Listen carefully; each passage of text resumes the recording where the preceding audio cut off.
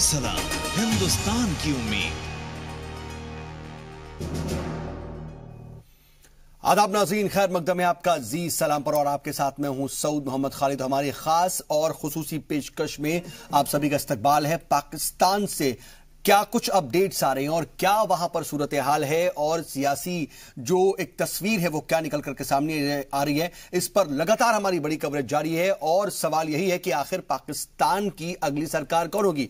हालांकि तस्वीर काफी हद तक साफ हो रही है, लेकिन पाकिस्तान की अगर हम बात करें तो वहां पर इस वक्त बहुत ज्यादा सरगर्मी है, क्योंकि इमरान खान की जो पीटीआई है वो सबसे बड़ी पार्टी बनकर के उभर तो रही है, लेकिन नतीजे अभी क्लियर नहीं है। और इन सब के बीच बाकायदा नवाज शरीफ की पार्टी पीएमएलएन ने इल्जाम लगाया है, जो नतीजे हैं उनको खारिज कर दिया, जो अभी तक नतीजे आ रहे हैं। इन सब के बीच पाकिस्तान पीपल्स पार्टी की तरफ से भी इसी तरीके के बयान सामने आ रहे हैं। बिलावल अली भुट्टो ने बाकायदा ट्वीट करके कहा है कि उनके जो कारकुनान हैं पोलिंग बूथ से उन्हें बाहर निकाला जा रहा है, वो शिकायत कर रहे हैं। तो नतीजे को लेकर के वहां पर एक बहरान सा नजर आ रहा है। और इन सब के बीच कुछ टेक्निकल इश्यूज भी सामने आ रहे हैं, जिसको लेकर के इलेक्शन कमीशन भी ये कह रहा है कि कुछ तकनीकी परेशानियां और दिक्कतें हैं, इसलिए अभी किसी तरह से ऑफिशियल अनाउंसमेंट हम नहीं कर पा रहे हैं। इन सब के बीच क्या कुछ वहां पर सूरत हाल है, और अगर इमरान खान प्राइम मिनिस्टर इमरान खान होते हैं तो फिर क्या होगा हिंदुस्तान के लिए, इसका असर और इसका मतलब,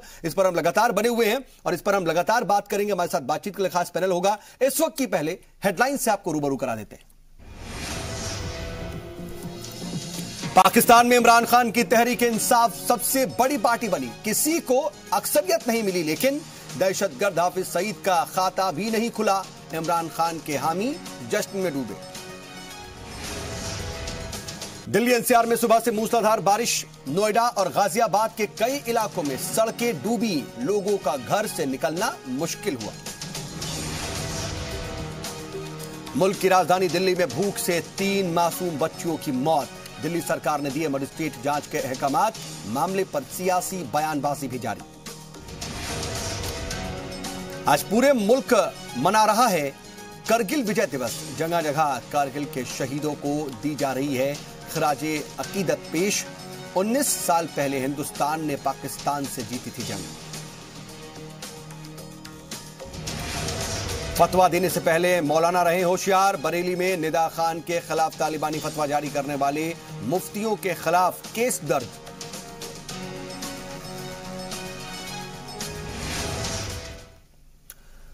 तो पाकिस्तान में वोटिंग मुकम्मल हो चुकी है और खास बात यह है कि कल रात से ही वोटिंग के बाद गिनती जारी है, लेकिन अभी तक भी कोई ऑफिशियल रिजल्ट नहीं सामने आ रहा है। पाकिस्तान की जो मीडिया है वो तमाम तरह के अपडेट्स तो दे रही है और बता रही है कि किस सीट से कौन जीता है, लेकिन इलेक्शन कमीशन के साथ मुश्किल यह है कि वो तकनीकी दिक्कत बता रहा है कि आरटीए तरीके से, आरटीए सिस्टम वहां का जो है वो पूरी तरह से बैठ गया है और कुछ वक्त लगेगा वहां पर ऑफिशियली नतीजे डिक्लेयर करने में। इसमें मीडिया में भी सीधे तौर पर नाराजगी जाहिर नजर आ रही है, इसके अलावा पाकिस्तानी अवाम में भी। लेकिन जो रुझान आए हैं और एक तरीके से अनसर्टेन जो नतीजे सामने आ रहे हैं, उसमें पीटीआई यानी कि पाकिस्तान तहरीके इंसाफ पार्टी को सबसे ज्यादा बढ़त मिल रही है। और यह उम्मीद अब जाहिर की जाने लगी है कि जो पाकिस्तान क्रिकेट टीम के साबिक कप्तान थे वो अब पूरे पाकिस्तान के नए कप्तान बन जाएंगे। लेकिन वहां पर इस वक्त कई तरह के इल्जामात का भी दौर जारी है। पीएमएलएन हो नवाज शरीफ की, या फिर बिलावल या फिर जरदारी की पार्टी पीपीपी हो, उनकी तरफ से नताइज को लेकर के नाराजगी जाहिर की जा रही है। लेकिन वहां पर जो पीटीआई का खेमा है उसमें जश्न में तमाम तरीके से जो कारकुनान है वो डूबे हुए हैं। पाकिस्तान में हुए आम इंतखाबात के बाद जो तस्वीर सामने आ रही है उसमें इमरान खान सबसे बड़ी सियासी शख्सियत बन करके उभर रहे हैं। उनकी सिक्योरिटी भी बढ़ाई गई है। साबिक क्रिकेटर इमरान खान की पार्टी पाकिस्तान तहरीक इंसाफ सबसे बड़ी पार्टी बन करके अब तक सामने आ रही है, जबकि नवाज शरीफ की पार्टी पीएमएलएन दूसरे नंबर पर नजर आ रही है। और इस इलेक्शन में पहली बार अपने उम्मीदवार उतारने वाला यानी कि दहशतगर्द हाफिज सईद, उसकी पार्टी को कोई सीट नहीं मिली है, उसका एक तरीके से खाता नहीं खुला और नील बटे सन्नाटा पाकिस्तान की आवाम ने हाफिज सईद को दिखा दिया है। बता दें आपको कि पाकिस्तान में वोटों की गिनती जारी है। रुझानों के मुताबिक क्रिकेटर्स से लीडर बने इमरान खान की पाकिस्तान तहरीक इंसाफ सबसे बड़ी पार्टी बनकर उभरी है। पाकिस्तान के साबिक पीएम नवाज शरीफ की पार्टी पीएमएलएन 63 सीटों पर आगे चल रही है। हालांकि ये 63, 61, 58 ऐसे ऊपर नीचे लगातार नताइज होते जा रहे हैं। वहीं बिलावल भुट्टो की पाकिस्तान पीपल्स पार्टी नंबर 3 पर है। पीपीपी को महज 38, 36, 37 इस तरीके से सीटें बढ़ी हुई नजर आ रही हैं, उसके खाते में जाती हुई दिखाई दे रही हैं। लेकिन पहली बार इलेक्शन में उम्मीदवार उतारने वाले दहशतगर्द हाफिज सईद की पार्टी का खाता नहीं खुला है।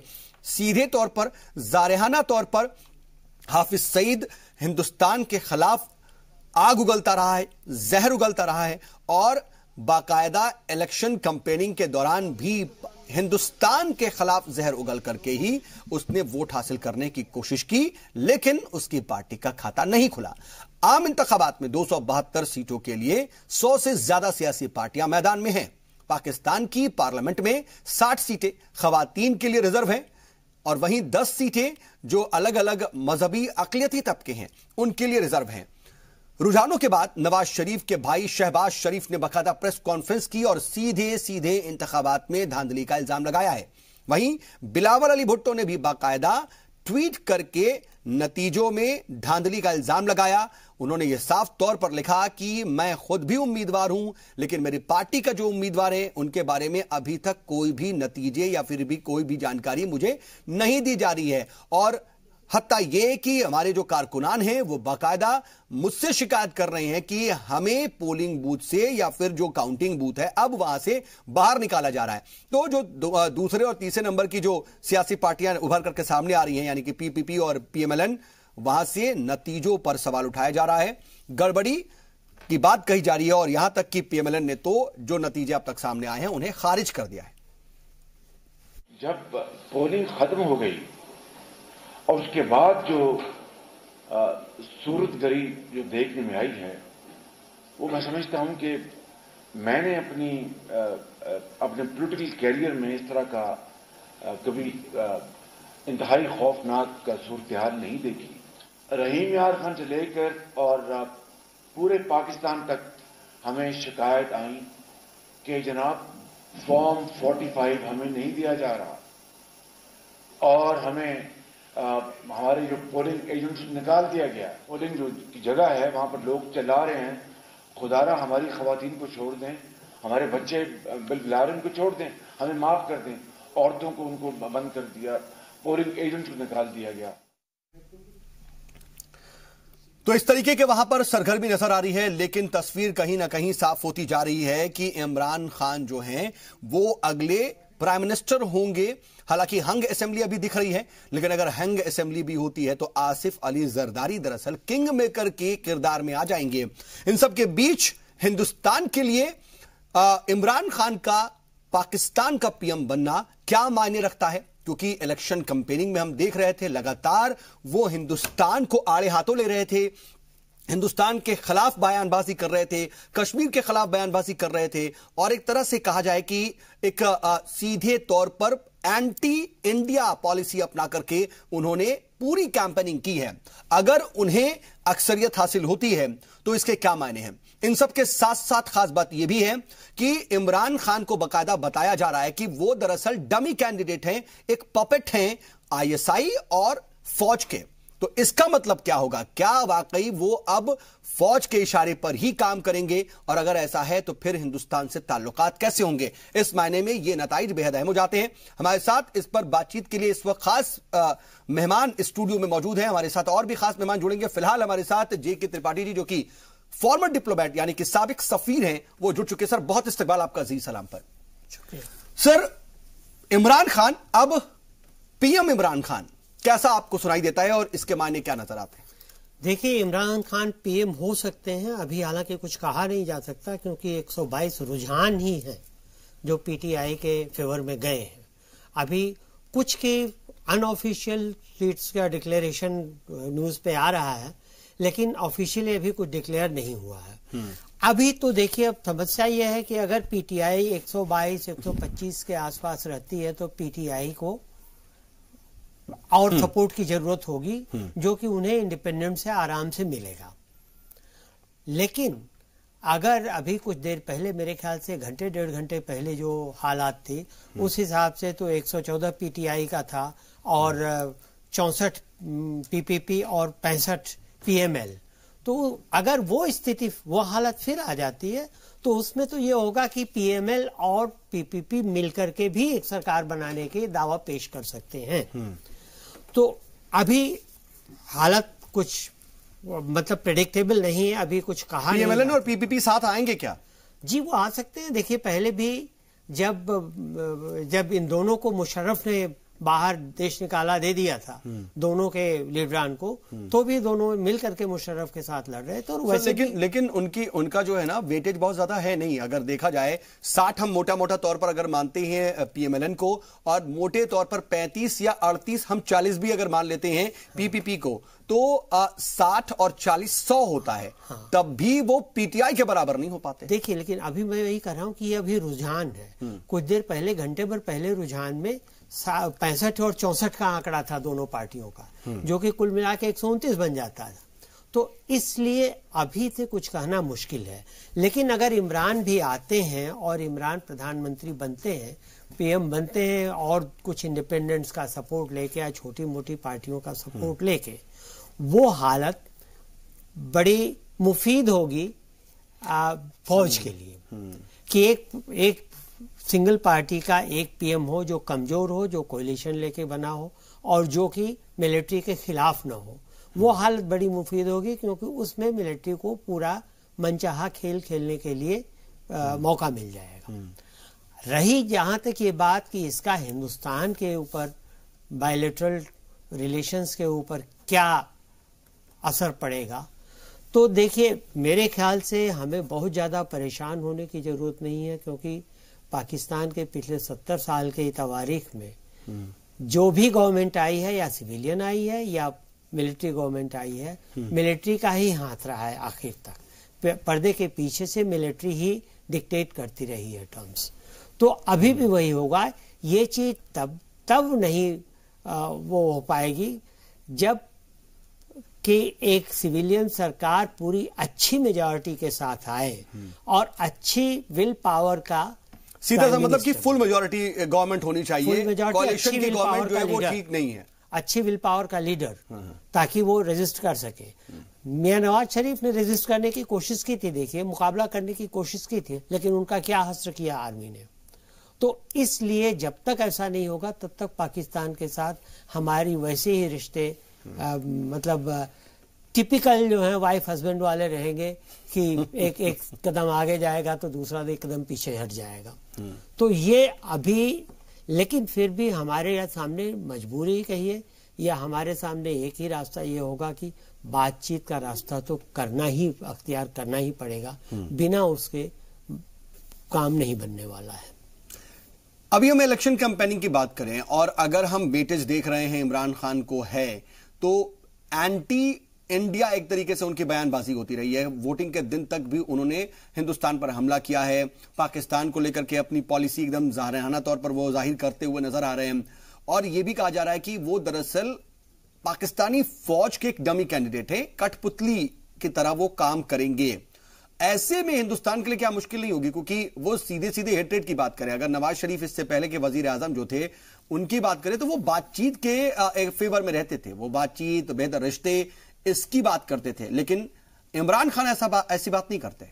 देखिए, लेकिन एक चीज आपको ये और भी ध्यान में रहना चाहिए कि सरकार के बाहर रहने और सरकार में रहने में बहुत फर्क पड़ता है। जैसे आपको याद होगा, साबिक पीएम अटल बिहारी वाजपेयी जब बने थे, तो उन्होंने ये कहा था कि बाहर विपक्ष में रहने में और सरकार में रहने में बड़ा फर्क पड़ता है, क्योंकि सरकार में आप होते हैं तो आपको कई ऐसी रियलिटीज से सामना करना पड़ता है जिसको आप अपोजिशन में रहते नहीं कर सकते।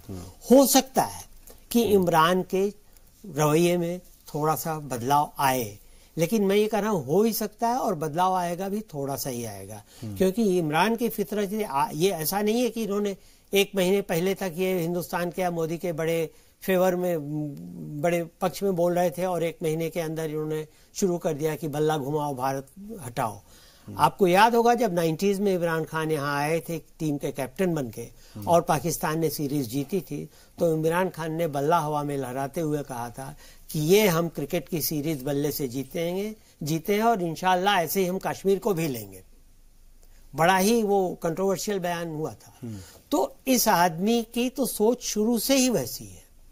बीच बीच में ये अपने एक मजे हुए पॉलिटिशियन की तरह अपने रंग बदलता रहता है। तो हमें ये देखना होगा कि अगर बहुत अच्छी गवर्नमेंट आती है तो ठीक है, नहीं तो ये गवर्नमेंट भी आएगी तो भी हमें बातचीत का रास्ता तो खुला रखना ही होगा।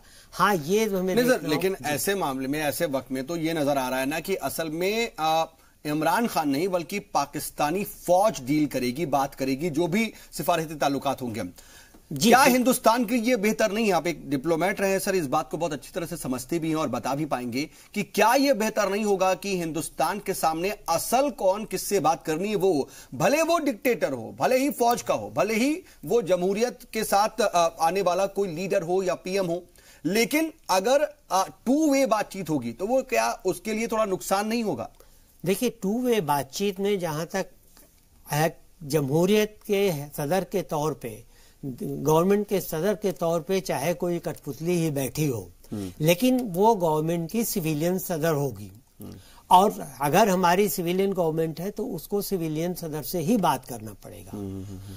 जहां तक तानाशाही की बात है, हाँ, अगर तानाशाही हो जाती है और फॉर्मली डिक्लेयर्ड वे में हो जाती है तब उस तानाशाह से बात करना पड़ेगा। जैसे कि आपने देखा कि मुशर्रफ के साथ हमने बात की और मुशर्रफ के साथ बात करने में काफी हद तक हमारे रिश्ते आगे बढ़ते नजर आए थे। क्योंकि एक आर्मी का जो तानाशाह होता है फौज का, उसके पास वो तुरंत फैसला कर सकता है और उसको इसकी परवाह नहीं होती कि आवाम क्या कहेगी। मैं वही समझना चाह रहा था सर कि या तो मुशर्रफ जैसा कोई सीधे सीधे हो कि भाई ठीक है आर्मी चीफ है, या फिर सीधे सीधे नवाज शरीफ जैसा हो कि भाई ठीक है पीएम है, लेकिन इनडायरेक्ट हो जाएगी ना बातचीत। फिर तो ये पॉलिसी क्लियर नहीं होगी क्योंकि फौज असल में तो कमान अपने हाथ में लेगी, लेकिन बातचीत जो इमरान खान के जरिए होगी।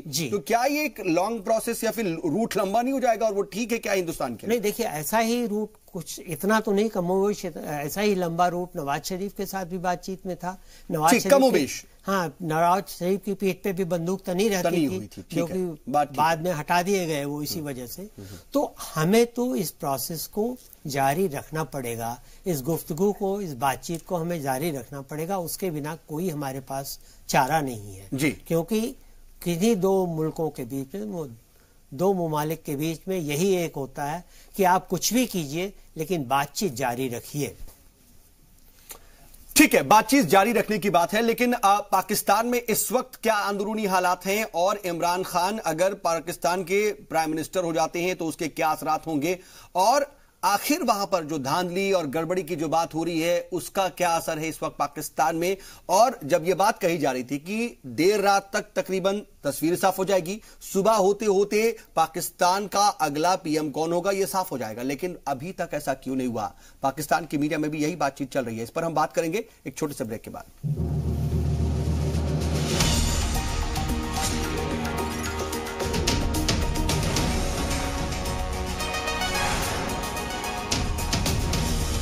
जी सलाम, हिंदुस्तान की उम्मीद। ब्रेक के बाद एक बार फिर से आपका इस्तकबाल है। पाकिस्तान को लेकर के वहां पर क्या कुछ सूरत हाल है, वहां पर कौन अगला पीएम होगा, और जो नतीजे अभी तक सामने आ रहे हैं उसके मुताबिक इमरान खान को जो बढ़त है, ये सब कुछ हिंदुस्तान पर क्या असर डालेगा, इसके मायने हिंदुस्तान के नुक्ता नजर से क्या है, इस पर हम लगातार बातचीत कर रहे हैं। हमारे साथ बातचीत के लिए खास पैनल मौजूद है। हमारे साथ फॉर्मर डिप्लोमेट जेके त्रिपाठी साहब मौजूद है, उसके साथ ही हमारे साथ अब स्टूडियो में सीनियर सहाफी राकेश कपूर जी भी जुड़ चुके हैं। सर, आपका भी बहुत इस्तकबाल है जी सलाम पर, और मैं आपके पास ही आना चाह रहा हूं सर। जो बात मैंने पूछी थी जेके त्रिपाठी जी आपसे, वही बात कि इमरान खान अब पीएम इमरान खान होंगे, कैसे देखते हैं आप? देखिए, ये भारत के हक में तो नहीं है इमरान खान का प्राइम मिनिस्टर बनना पाकिस्तान का, चूंकि इमरान खान के मार्फत वहां पर राज जो है वो फौज ही करेगी। और जिस तरीके से जो नैरेटिव पाकिस्तान के इलेक्शन में था कि नवाज शरीफ की पार्टी ने नैरेटिव दिया था कि वोट को इज्जत मिलनी चाहिए, वोट को इज्जत दो, और बिलावल भुट्टो की पार्टी ने ये कहा था कि नफरत का माहौल खत्म करो और रिकॉन्सिलेशन की बात करो, अपने पड़ोसियों से संबंध सुधारो। तो ये बात तो हमें साफ लगती है कि जिस तरीके से इमरान खान ने कल भी अपने कहा कि नवाज शरीफ ने जो है वो हिंदुस्तान की खिदमत की है। इमरान खान ने बंबई हादसे का जिक्र किया कि जिसमें नवाज शरीफ ने ये बात कही थी उस समय भी, जब वो बरसरे इक़्तिदार नहीं थे, कि जो पाकिस्तान का ही था जिसको जो फांसी मिली, जो कसाब अजमल कसाब, तो उन्होंने, बल्कि वो तो मीडिया की पार्टी को लेकर के उसके घर तक भी गए थे। वो ये साबित करना चाहते थे कि पाकिस्तान में जो है वो जिस तरीके से फौज आतंकवादियों को, दहशतगर्दों को पनाह देती रही है, तो उसका कहीं ना कहीं जो है वो उन्होंने सबूत पेश किया था। और ये इस बात को बताता था कि वो पाकिस्तान में जो जमहूरियत है उसका पूरा इक़्तिदार चाहते हैं। उसकी सरकार को जो है पूरे हकूक मिलने चाहिए, वही हकूक मिलने चाहिए जो दूसरे देशों की जमहूरी सरकारों को मिलते हैं। इसीलिए उन्होंने नैरेटिव जो है, मरियम नवाज उनकी बेटी ने भी और उन्होंने भी जो वोट को इज्जत दो, ये नैरेटिव चलाया। लेकिन हमने देखा कि ये चुनाव जो है वो जहां पहले से ये एक प्री स्क्रिप्टेड, ये इलेक्शन नहीं, जो सिलेक्शन है, ये बात एक तरह से है। It is a foul, it may be called to the extent of the farce even, लेकिन सवाल ये पैदा होता है कि वहां जिस तरीके से जो फॉर्म 45 को लेकर के बात की जा रही है ना, फॉर्म 45 को लेकर के ये बात हो रही है कि वहां से जब आपने मीडिया को हटा दिया, वहां से जो सारी दूसरी पार्टीज हैं उनके पोलिंग एजेंट्स को बाहर कर दिया, उनके कारकुनान को धक्का दे के बाहर कर दिया, और उसके बाद आपने जो रिजल्ट डिक्लेयर कर रहे हैं आप जिस तरीके से, तो हिंदुस्तान के लिए जो है वो इमरान खान या इमरान खान जैसी पार्टी जिसको जो है वो वहां उसकी हिमायत की, बहुत सारे दहशतगर्द जो हैं, जो पुराने दहशतगर्द हैं, वो इमरान खान की पार्टी से भी खड़े हुए हैं। और इमरान खान ने, आप देखिए, उसका सबसे बड़ा जो सबूत है वो ये है कि कल जब चुनाव हो रहे थे तो क्वेटा में बम ब्लास्ट हुआ, उसमें 31 लोग मारे गए, लेकिन इमरान खान बाहर आए और वो हिंदुस्तान को गालियां देते रहे। वो कहते रहे कि ये मोदी, इमरान खान का नैरेटिव क्या था कि बल्ला घुमाओ, भारत हराओ। और ये जो नवाज शरीफ है ये मोदी का यार है। हिंदुस्तान क्या चाहता है कि पाकिस्तान की फौज कमजोर हो, हिंदुस्तान यही चाहता है। और उन्होंने नरेंद्र मोदी तक हमारे वजीर आजम का नाम लिया और कहा कि मोदी का भी यही कहना है कि नवाज शरीफ तो ठीक है मगर वहां की फौज जो है वो खतरनाक है। ये साबित करता है कि he is a proxy, he will be proved as a proxy prime minister of Pakistan Army। और पाकिस्तान आर्मी ने, आप अंदाजा लगा लीजिए, 1996 से जिस पार्टी की बुनियाद रखी गई हो और जिस पार्टी को 2008 में कुछ भी जो है वो नहीं ज्यादा रायशुमारी में जिसे कुछ भी हासिल नहीं हुआ हो, और 2013 में पहली बार ऐसा हुआ है जी पाकिस्तान के अभी तक के 70 साल की तारीख में कि वहां पर जो पावर का वो पीसफुली, माने जमहूरी मुल्कों में जिस तरीके से सरकारें बदली जाती हैं वैसी सरकार बदली गई, लेकिन ये भी फौज से बर्दाश्त नहीं हुआ और नवाज शरीफ को उन्होंने सत्ता से बाहर कर दिया। हमें कोई नवाज शरीफ से कुछ खास लेना देना नहीं है हिंदुस्तान को सिर्फ ये लेना देना है कि वहां पर जमहूरी ताकतें मजबूत हों, जिससे दोनों मुल्कों के बीच में जो ताल्लुकात हों वो अच्छे बने और एक पड़ोसी के और मसला कश्मीर हल हो सके और तमाम चीजें मसला कश्मीर हल हो। मसला कश्मीर को इमरान खान जो है वो बार बार बीच में ला रहे हैं। कल भी वो बीच में लाए कि ये जो है द प्रॉब्लम ऑफ कश्मीर है held hostage to the peace of entire subcontinent. तो ये जो इमरान खान का जो नैरेटिव है वो हिंदुस्तान के खिलाफ है और वही नैरेटिव है जो फौज उनसे कहलवाना चाहती है। ठीक नहीं है आपके मुताबिक, वो जो फौज उनसे कहलवाना चाहती है। और इमरान खान की सियासत दांव वो है भी या नहीं, इस बारे में पूरे इत्मीनान के साथ, पूरे एतबार के साथ नहीं कहा जा सकता, चूंकि जो आदमी सही बात अभी तक जो है वो क्रिकेटर रहा हो और वो जिसको इन डेप्थ नॉलेज ना हो किसी भी सब्जेक्ट की, वो क्या ताल्लुकात हिंदुस्तान से सर इस पर सर मैं रिएक्शन लेना चाह रहा था आप जेके त्रिपाठी जी मैं आपसे कि अगर इमरान खान आ रहे हैं, जो नजर आ रहा है, जो तस्वीर बन रही है, तो इसके इमरान खान अगर पीएम बनते तो कुछ चीजें जो अगर हम पॉइंट आउट करें तो ये देखते हैं कि इमरान खान के पास हार्डली किसी एडमिनिस्ट्रेशन का तजर्बा है। यानी अगर एक बिना तजर्बेकार पीएम आता है वो किस तरीके से फायदेमंद या खतरनाक हो सकता है हिंदुस्तान के नुक्ता नजर से, और उसके अलावा भी जो उनका बैकग्राउंड रहा है उसको हम किस तरह से देखें। ठीक है, वो आलमी तौर पर शोहरत याफ्ता है, उनको पहचान है, लोग जानते हैं कि ये क्रिकेटर हैं, कैप्टन रहे हैं, लेकिन क्या इतना होना काफी है? नहीं, देखिए इमरान खान की जहां तक शोहरत का सवाल है, वो शोहरत उन्हें क्रिकेट की वजह से मिली है और क्रिकेट की वजह से उनकी फैन फॉलोइंग ज्यादा है। लेकिन ये कोई जरूरी नहीं है कि फैन फॉलोअर्स जो हैं वोटर्स में टर्न अप हो जाएं और फैन फॉलोअर जिसके ज्यादा हों वो अच्छा पॉलिटिशियन भी हो। हमने देखा है हमारे बॉलीवुड में और चेन्नई के कई फिल्म स्टार्स आए हैं, लेकिन कितने सफल हुए हैं आप ये खुद जानते हैं। दूसरी चीज यह है कि अगर इमरान खान बनते हैं प्रधानमंत्री तो उसका, जैसे कि मैंने कहा, हमारे ऊपर क्या असर पड़ेगा, हमारे ऊपर तो कोई खास असर नहीं पड़ने वाला है, नेगेटिव असर ही पड़ेगा। इमरान खान कितने फैसले अपने हिसाब से ले सकते हैं ये सब जानते हैं।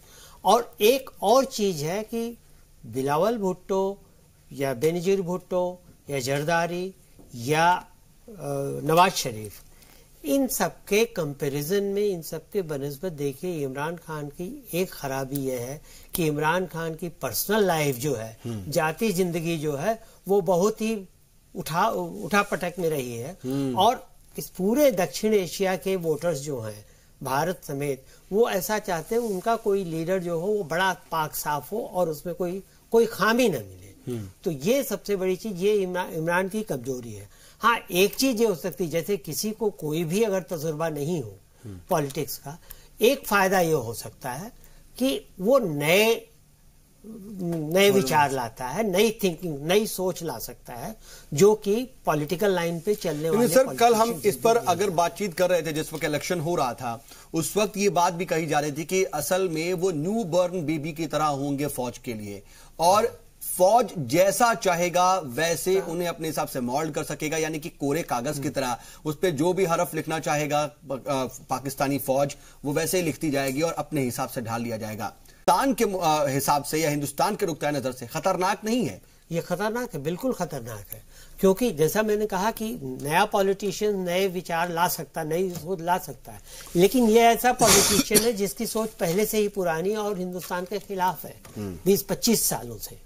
तो इसलिए एक तो यह कि पका पकाया माल है, ये कच्चा माल ऐसा है जो कि बड़ा मुफीद है फौज को अपने हिसाब से ढालने के लिए, जिसमें पहले से ही कुछ ऐसे एलिमेंट्स हो जिससे कि फौज को मेहनत ज्यादा नहीं करनी पड़ेगी, और ये चीज हिंदुस्तान के लिए खतरनाक हो जाएगी। हालांकि मैं ये नहीं कहता कि हिंदुस्तान और पाकिस्तान में फिर से लड़ाई होगी या फिर से जंग होगी, लेकिन खतरनाक हमारे लिए तो होगी, हमसे ज्यादा पाकिस्तान के लिए खतरनाक होगी। पाकिस्तान की इकोनॉमी को चौपट करने की दिक्कत होगी। सर अब राकेश कपूर जी, आप इसको किस तरह से देखते हैं? पाकिस्तान में अगर इमरान खान आते हैं तो क्या फौज को उन्हें डिक्टेट करना या फिर उनको ऑपरेट करना ज्यादा आसान होगा बनिस्बत कोई दूसरा पॉलिटिशियन जो पका पकाया पॉलिटिशियन होता उसके मुकाबले?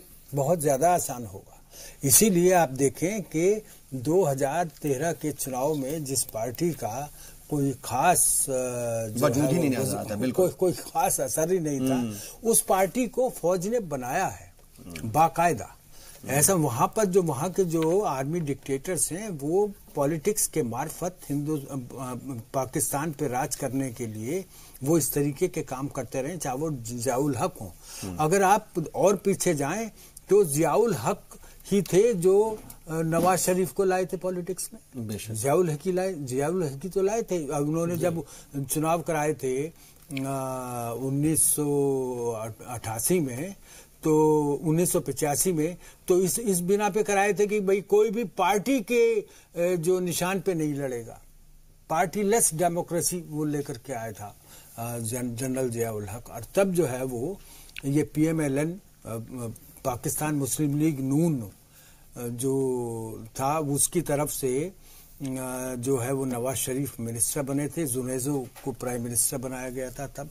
तो ये तो खैर तवारीख की बात हुई, लेकिन अब जो इमरान खान है इसकी पार्टी को दहशतगर्द तंजीमों का एक तो पूरा का पूरी हिमायत हासिल है, और इस अब आपने देखा होगा कि जो एक बहुत मशहूर दहशतगर्द तंजीम है उसने जो खुला इसकी हिमायत मिली मुस्लिम लीग, मिली मुस्लिम लीग तो खुद चुनाव लड़ रही है, लेकिन एक दूसरा मुझे नाम याद नहीं आ रहा इस समय, तो और दूसरा फौज ने इसको प्रॉप अप किया है ना। देखिए पाकिस्तान पीपुल्स पार्टी और मुस्लिम लीग, पाकिस्तान मुस्लिम लीग नून, ये दोनों पार्टी ऐसी हैं, इनमें से जो पाकिस्तान मुस्लिम लीग आप ऐसे समझ सकते हैं जैसे जो है वो हिंदुस्तान में जो दक्षिणपंथी पार्टी या बीजेपी जैसी पार्टी मानी जाती है। पाकिस्तान पीपुल्स पार्टी जो है वो पाकिस्तान को इस मजहबी जुनून से बाहर निकालने वाली पार्टी मानी जाती है। उसका आप जो है वो हिंदुस्तान की सियासत में कांग्रेस से उसका रख सकते हैं, उसको बराबर में रख सकते हैं। तो पाकिस्तान पीपुल्स पार्टी और पाकिस्तान मुस्लिम लीग जैसी पार्टियों के ऊपर अगर अचानक ये पाकिस्तान तहरीक इंसाफ पार्टी आ जाती है तो हमें समझना होगा कि वहां पर फौज किस तरीके से मैनोवर कर रही है। ठीक है, लेकिन सर इन सब के बीच अभी जेके त्रिपाठी सर भी कह रहे थे कि अभी ये रुझान है, फाइनल नतीजे तो अभी आ नहीं रहे हैं और उसमें ताखीर भी हो रही है, उसको लेकर के पाकिस्तान में भी बहरान एक तरीके से इस वक्त नजर आ रहा है, तमाम तरह के जो है इल्जामात लग रहे हैं सभी पार्टियों की तरफ से। उससे अलग हम जब बात करते हैं तो जेके त्रिपाठी सर का तज्जिया यह आता है कि अभी इमरान खान को ही पीएम मान लेना ठीक नहीं है, बल्कि पीपीपी और पीएमएलएन साथ आ सकते हैं, या फिर जो अदर्स हैं जो आजादी मतलब एक तरह से वो जो आजाद उम्मीदवार हैं, देखिए वो साथ आ सकते हैं और एक नया कोalition बन सकता है। क्या ऐसा मुमकिन है या ये आप तस्वीर देख रहे हैं? कोalition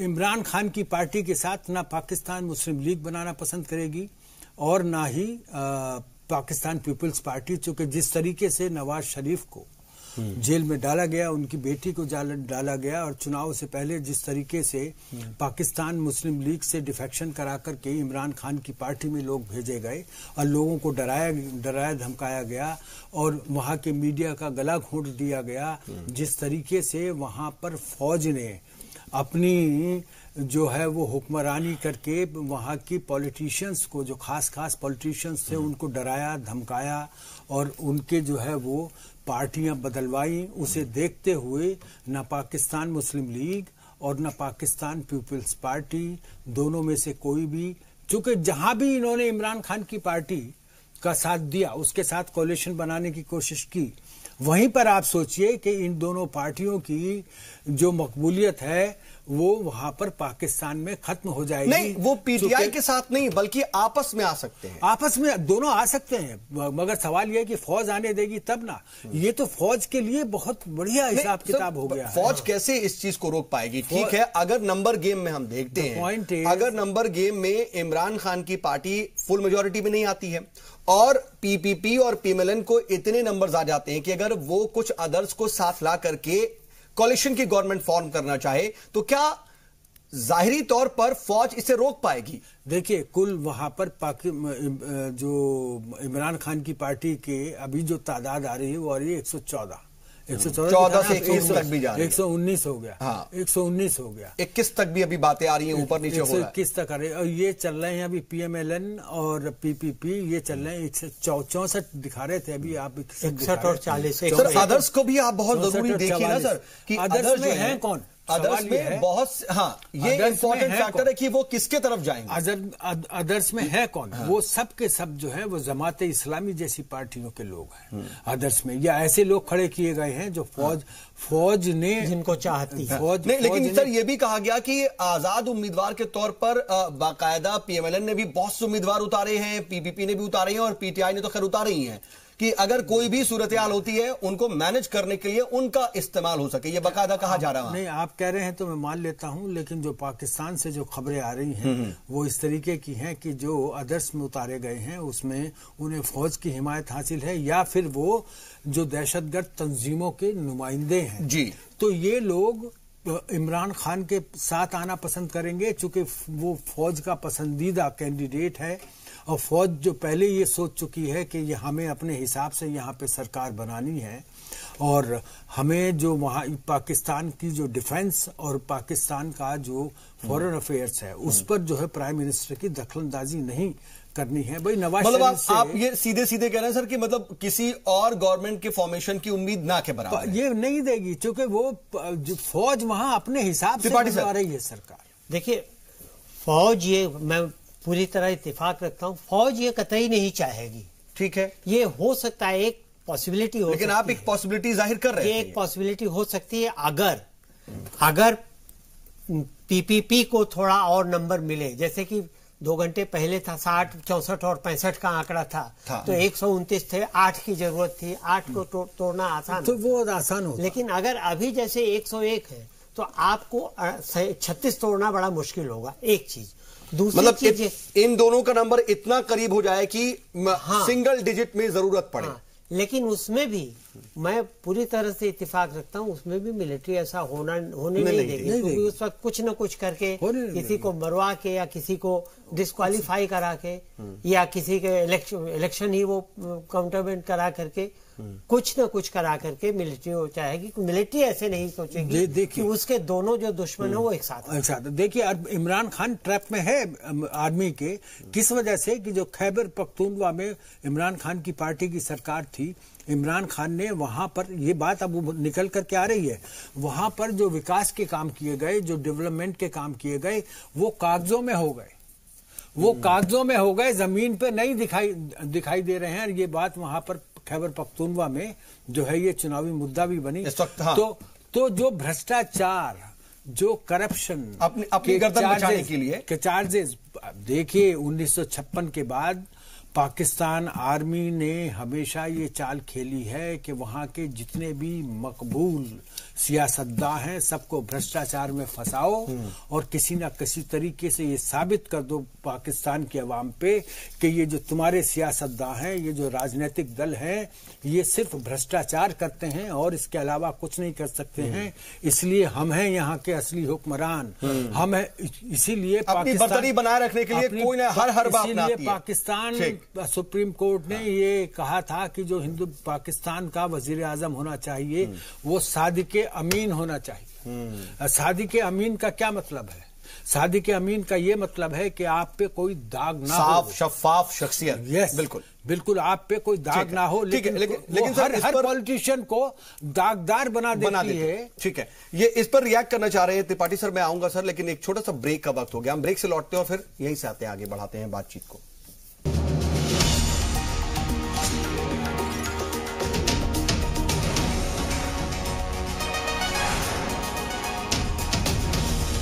जी सलाम, हिंदुस्तान की उम्मीद।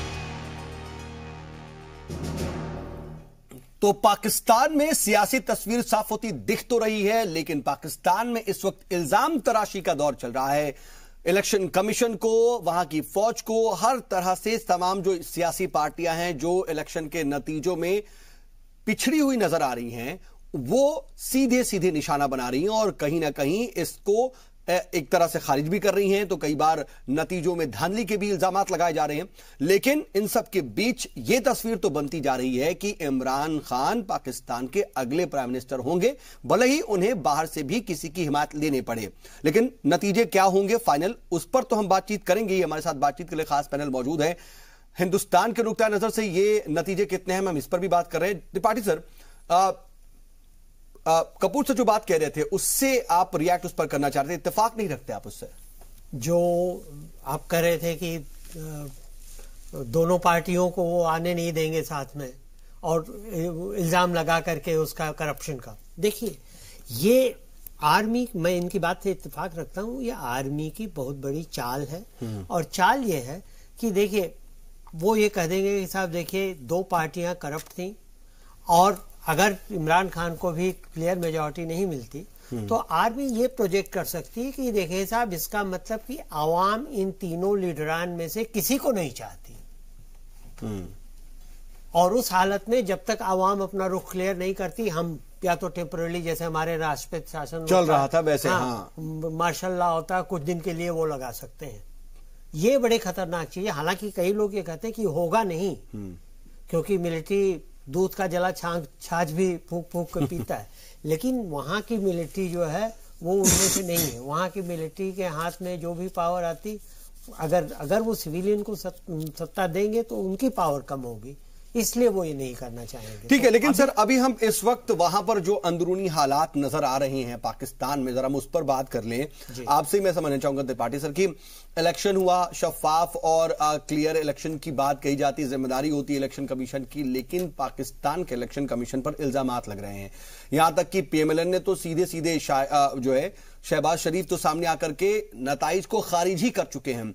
और एक बात और भी बहुत ज्यादा इंपॉर्टेंट हो जाती है कि सुबह तक तस्वीर बिल्कुल क्लियर हो जानी थी। ये बात थी कि अब तक नतीजे एक एक सीट पर साफ हो जाएंगे, लेकिन अभी भी वहां पर सिर्फ कयास आराइयां चल रही हैं। ये क्या जाहिर करता है वहां? जी, पहले देखिए, पहले तो ये सोचा गया था कि शायद आधी रात तक सारे नतीजे आ जाएंगे, कुछ बाकी बचते हैं तो सवेरे तक क्लियर हो जाएंगे। लेकिन अगर अभी तक नहीं हुआ है, इसका मतलब कि कहीं पर कुछ गड़बड़ी है, दाल में कहीं कुछ काला है जिसको छुपाने की कोशिश की जा रही है। वैसे भी आप देखिए, human rights commission of Pakistan ने कहा है कि इसमें धांधलियां हुई हैं, इसमें गड़बड़ियां हुई हैं। ऑब्जर्वर्स जो इन्होंने कॉमनवेल्थ से ऑब्जर्वर्स नहीं मंगाए, कुछ जो ऑब्जर्वर्स आए थे उनको इन्होंने पूरी तरह से आज़ादी नहीं दी देखने की। जैसे भारत से जो सीईसी गए थे, उनको कहा कि आपको सिर्फ इस्लामाबाद में देखना है। तो ये सब चीजें, और इसके साथ आप देखिए जर्नलिस्ट को जैसे कि खबर बाहर किया गया, पार्टी के पोलिंग एजेंट्स को बाहर किया गया। तो ये एक तरह से सोची समझी साजिश है जिसके तहत इमरान खान को किसी भी तरह से गद्दी पे बिठाया जाना है। और मुझे तो यही लगता है आखिर में कि जैसे तुलसीदास जी ने चौपाई का एक वो कहा है कि सब ही नचावत राम गोसाई, तो इनके लिए राम गोसाई जो है वो फौज है, वही नचाएगी जैसे ये नाचेंगे। तो अब ये देखना है कि फौज इस मामले में आगे क्या करती है, कि फौज क्या इमरान के सदारत में ये गवर्नमेंट बनने देती है, या फौज कुछ और बहाना बना करके कुछ दिन के लिए ये टाल देती है ताकि और मैनिपुलेट किया जा सके, ताकि हॉर्स ट्रेडिंग किया जा सके। तो ये अब देखने की बात है। जहां तक हमारे ताल्लुकात की बात है, हमारे ताल्लुकात में कोई खास असर नहीं पड़ने वाला है, क्योंकि हम 70 साल से जानते थे कि पाकिस्तान में या तो मिलिट्री सामने से सीधे सीधे राज करती है या पीछे से राज करती है बंदूक तान के।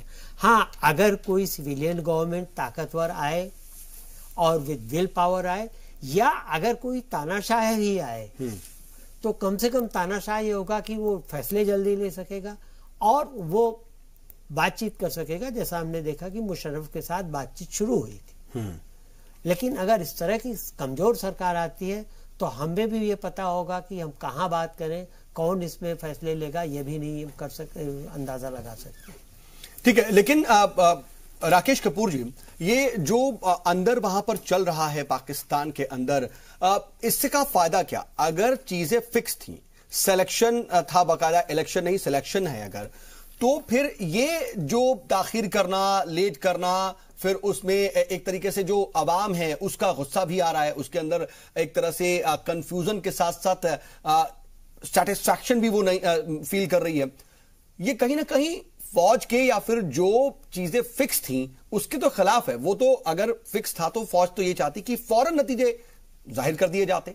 देखिए, इन्हें दिखाना है ना, पूरी दुनिया को तो ये बात दिखानी है कि भाई हम जो है वो पाकिस्तान के अंदर जो है वो जमहूरियत ला रहे हैं। हम ऐसे ही राज नहीं कर रहे हैं। फौज के बारे में जो है गलत नहीं, लेकिन सर ऐसे तो ये हो गया ना कि ये शफाफ नतीजे नहीं है। वहां पर ये साफ दिख रहा है, अगर इलेक्शन कमीशन कह रहा है कि उनका आरटीए सिस्टम बैठ गया, फिर वहां पर इल्जामात ये लगाए जा रहे हैं कि जो तमाम सियासी पार्टियों के कारकुनान हैं उन्हें बाहर बाकायदा कर दिया गया, तो बंद कमरे में कुछ जो काउंटिंग एजेंट्स हैं वही गिनती कर रहे हैं, वही अभी नतीजे बता रहे हैं, लेकिन नतीजे जाहिर नहीं किए जा रहे हैं। इन सब के बीच सर यहां तक की भी इल्जामात लगाए जा रहे हैं कि इसको पूरी तरह से ऑपरेट किया जा रहा है फौज की तरफ से। ये सब जो है वो कहीं ना कहीं खदशा ही तो पैदा कर रहा है नतीजे पर। ऑब्वियसली ये तो बिल्कुल सही बात है कि पाकिस्तान, देखिए फौज का क्या मतलब हो सकता है किसी भी मुल्क के चुनाव से? क्या मतलब हो सकता है फौज की? क्यों दखलंदाजी होनी चाहिए? हम हिंदुस्तान की डेमोक्रेसी से पाकिस्तान की डेमोक्रेसी को कंपेयर नहीं कर सकते, नंबर 1। और नंबर 2, वहां पर पाकिस्तान का अभी तक सबसे बड़ा सिविलियन लीडर और डेमोक्रेटिक लीडर जुल्फकार अली भुट्टो हुआ है। उसका क्या हश्र किया गया? किसने हश्र किया? ये जियाउल हक ने किया था जब उन्होंने जो है वो वहां की सत्ता हथियाई थी, जब वो काबिल बरसरे इख्तदार हुए और फौज की मार्फत हुए, तो भुट्टो को फांसी दे दी गई। उस समय हिंदुस्तान ने गलती की थी, हमें ऐसी गलती दोबारा नहीं करनी चाहिए। वहां का जब इलेक्शन कमीशन कह रहा है, वहां के जब जर्नलिस्ट कह रहे हैं, मैं एक जर्नलिस्ट को आपके जो दूसरे चैनल वियोन है उस पर सुन रहा था, उन्होंने साफ कहा कि वहां पर हो क्या रहा है इस समय, अभी भी रिगिंग चालू है, अभी भी काउंटिंग चल रही है, अभी भी रिगिंग वहां पर चालू है। हो ये रहा है कि जो इंटीरियर के जो कॉन्स्टिट्यूंसीज हैं उनके रिजल्ट पहले बताए जा रहे हैं, और कराची और लाहौर। सर अंदर खाने हो क्या रहा होगा? बात तो यही समझना चाह रहा हूं। देखिए दो चीज है सर। कल जब इलेक्शन हो रहा था वहां पर हमारे साथ, देखिए आप भी उस वक्त डिबेट में थे और पाकिस्तान के सीनियर सहाफी हमारे साथ जुड़े थे, वो साफ तौर पर कह रहे थे कि लोग अंदर जा रहे हैं, वोटिंग बूथ पर जा रहे हैं, अपना वोट कास्ट करने जा रहे हैं, उन्हें बताया जा रहा है कि आपको तो वोट पहले ही पड़ गया। वो बोले हमारे पास कार्ड है, बोले नहीं वोट पड़ चुका है। कौन डाल रहा है वोट? तो उसके बाद से अब भी अंदर खाने बंद कमरों में कुछ ना कुछ गेम हो रहा है।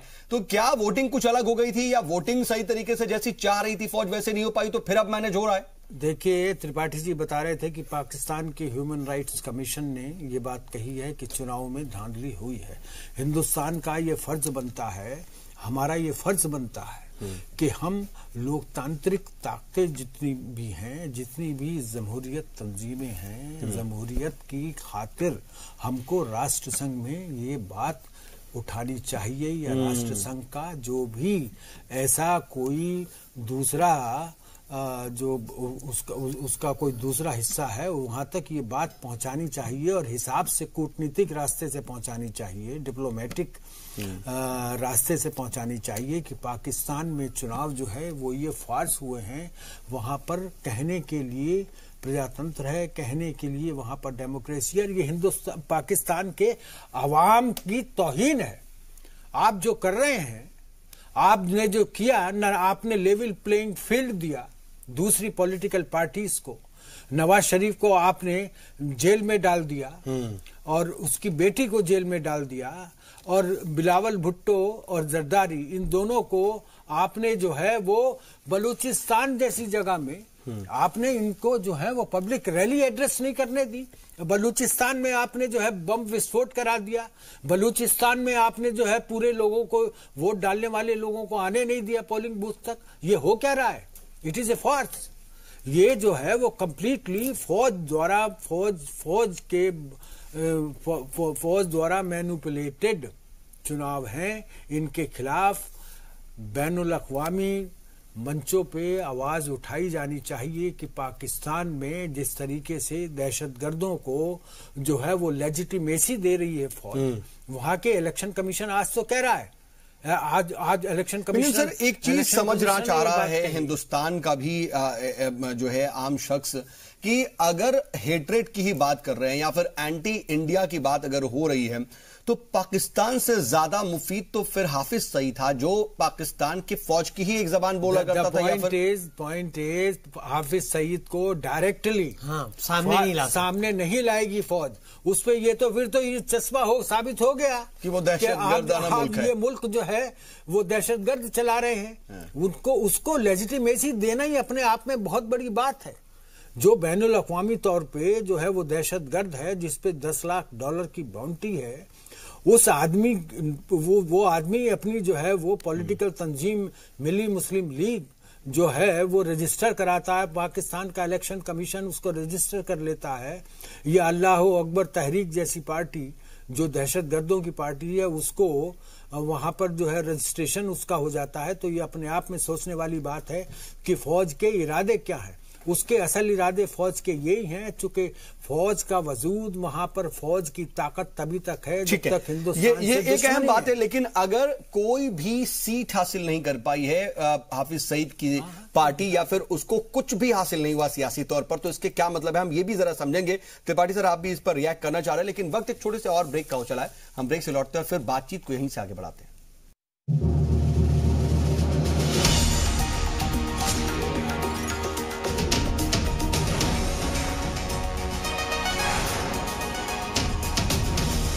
जी सलाम, हिंदुस्तान की उम्मीद। ब्रेक के बाद एक बार फिर से आपका इस्तकबाल है। हम अपनी बातचीत को आगे बढ़ाते हैं। त्रिपाठी साहब, एक बात बताइए कि आप हाफिज सईद की पार्टी को कुछ भी हासिल नहीं हुआ, नील बटे सन्नाटा है, एक सीट पर भी खाता नहीं खोल पाई है वो, तो इसके क्या मतलब निकाले जाए? क्या पाकिस्तान की जो आवाम है वो इस तरह की इंतहा पसंदी को बिल्कुल खारिज कर रही है? देखिए, इसके दो नतीजे निकाले जा सकते हैं। एक तो देखिए, फौज के ऊपर हमेशा से ये लगता रहा है आरोप कि फौज जो है दहशतगर्दों को बढ़ाती है, बनाती है, पालती है, पोसती है।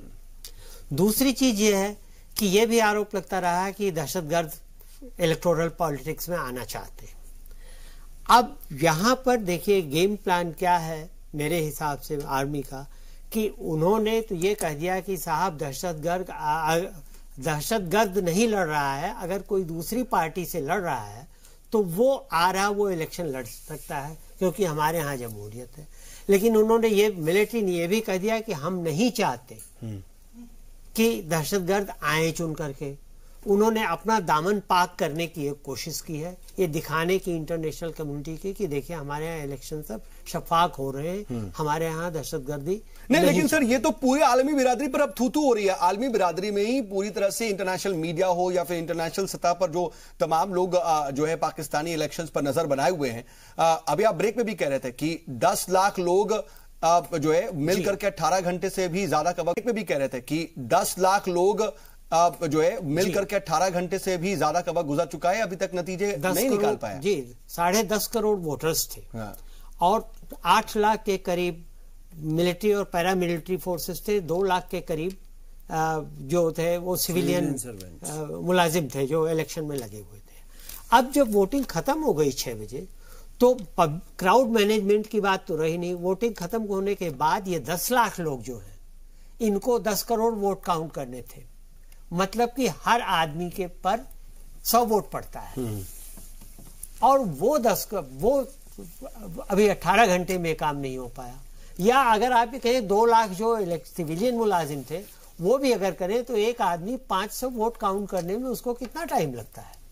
18 घंटे में भी अभी तक नहीं हो पाया, पता नहीं कब तक होगा। ये चीजें शुबहा पैदा करती हैं आवाम। सर, अगर फौज एक मैसेज देना चाह रही है, वो मैसेज तो अब नहीं जा रहा, कम से कम इंटरनेशनली बिल्कुल उलट जा रहा है। जिस तरीके से बाकायदा शहबाज शरीफ सामने आकर के इलेक्शन के नतीजों को खारिज कर रहे हैं, बिलावल अली भुट्टो सीधे सीधे ट्वीट कर रहे हैं कि इस तरीके के हालात है वहां पर, और अब तो बाकायदा पाकिस्तान की मीडिया से लेकर के इंटरनेशनल मीडिया में भी यही हो रहा है कि आखिर हो क्या रहा है वहां पर। तो थू-थू हो रही है पूरी तरीके से पाकिस्तानी इलेक्शन कमीशन की और वहां के निजाम की कि शफाफ इलेक्शन नहीं हुए। और किसी ने, और बाहर की मीडिया भी इस पर रिएक्ट कर रही है। बाहर की मीडिया भी ये बता रही है कि हाँ, ये शफाक इलेक्शन नहीं हुए, कायदे के इलेक्शन नहीं हुए, इसमें धांधली हुई है।